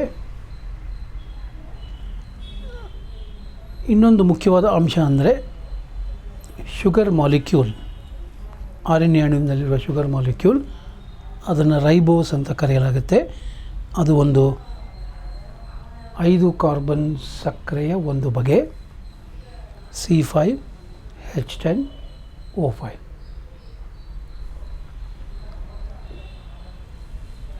ಆರ್ ಎನ್ ಎ ಅಣುವಿನಲ್ಲಿ ಇರುವಂಥ ನೈಟ್ರೋಜನ್ ಬೇಸ್ಗಳು ಅಡಿನೈನ್, ಗ್ವಾನೈನ್, ಸೈಟೋಸಿನ್ ಮತ್ತು ಯುರಾಸಿಲ್. ಆರ್ ಎನ್ ಎ ಅಣುವಿನಲ್ಲಿರುವ ನೈಟ್ರೋಜನ್ ಬೇಸ್ಗಳು ಅಡಿನೈನ್, ಗ್ವಾನೈನ್, ಸೈಟೋಸಿನ್ ಮತ್ತು ಯುರಾಸಿಲ್. ಇದರಲ್ಲಿ ಅಡಿನೈನ್, ಗ್ವಾನೈನ್ ಮತ್ತು ಸೈಟೋಸಿನ್ DNA ಅಣುವಿನಲ್ಲೂ ಇದೆ. ಅಲ್ಲಿಯ ಥೈಮಿನ್ ಬದಲಿಗೆ ಇಲ್ಲಿ ಯುರಾಸಿಲ್ ಅನ್ನುವಂಥ ನೈಟ್ರೋಜನ್ ಬೇಸ್ ಕಂಡುಬರುತ್ತೆ.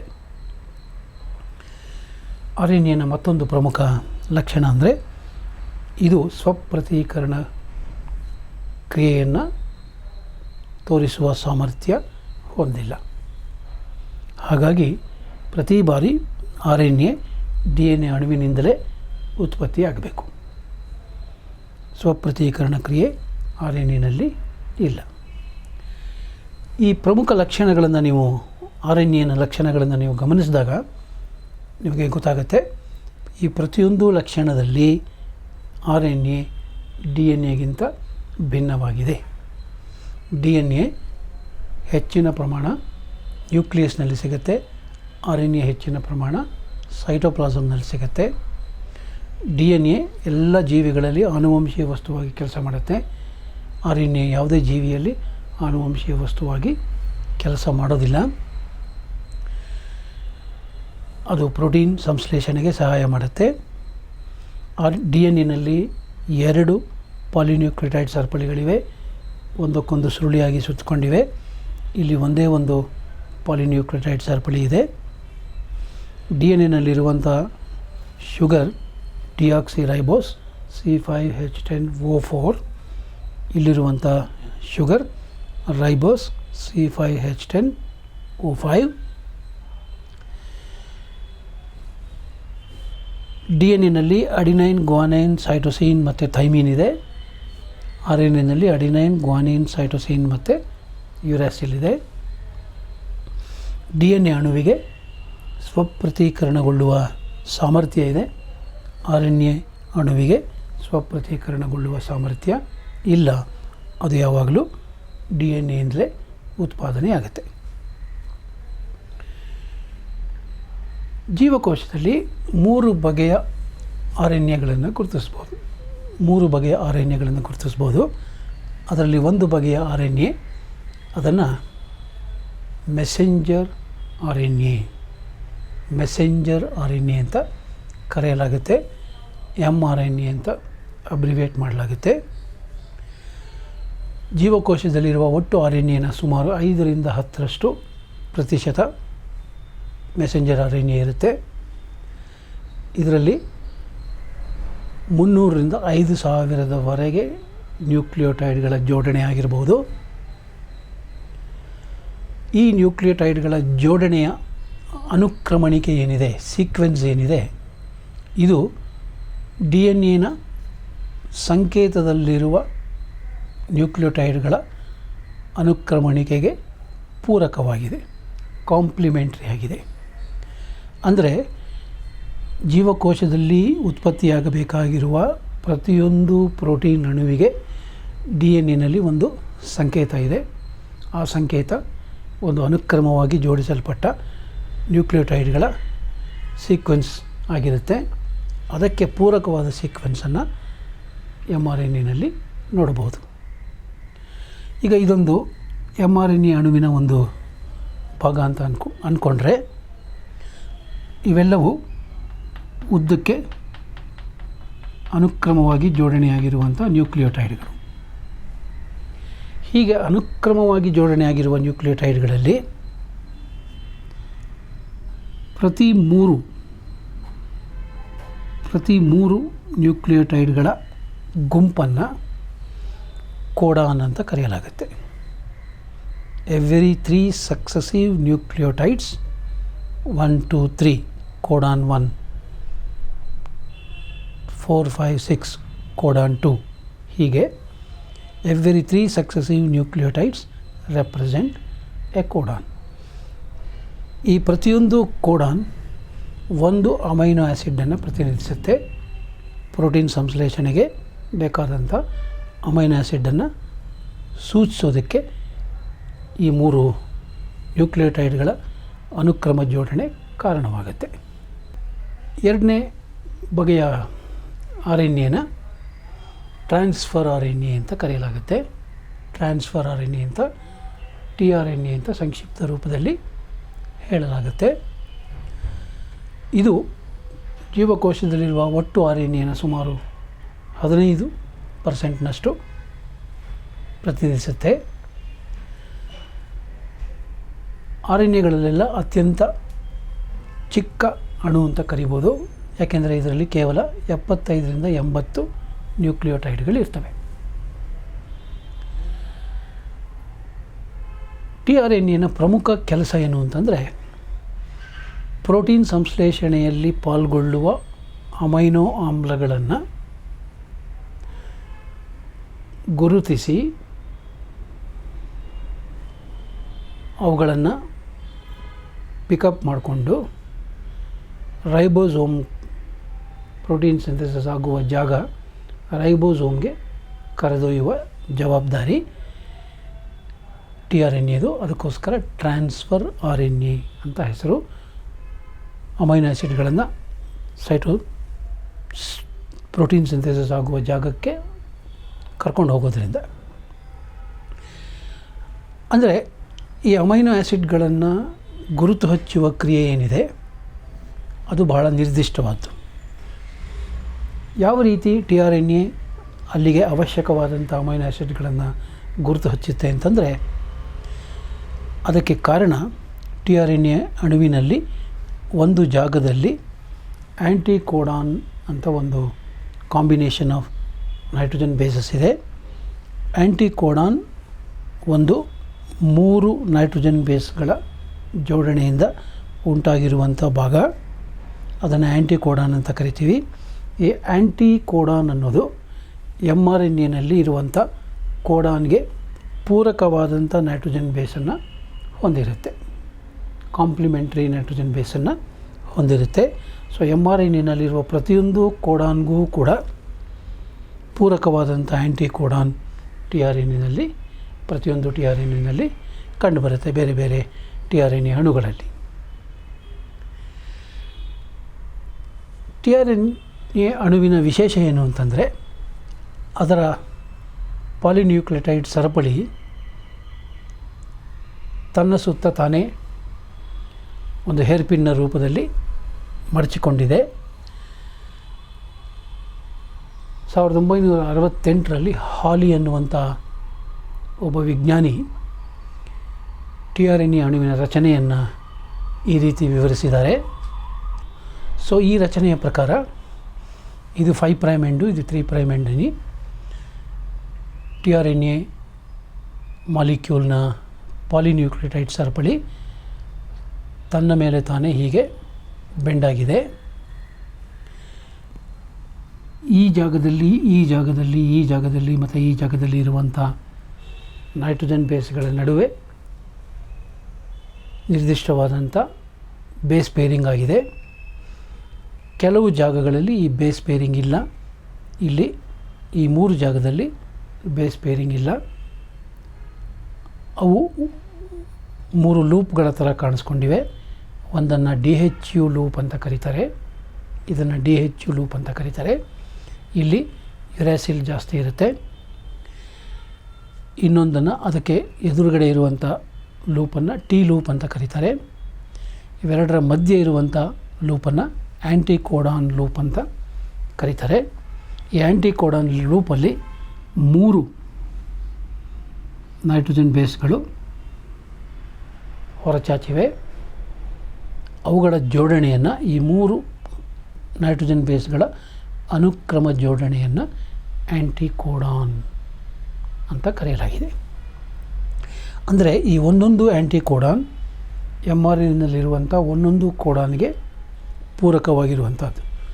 ಹಾಗಾಗಿ ಎಷ್ಟು ಕೋಡಾನ್ಗಳಿವೆಯೋ ಅಷ್ಟು ಸಂಖ್ಯೆಯ ಟಿ ಆರ್ ಎನ್ ಎ ಅಣುಗಳು ಇರ್ತವೆ.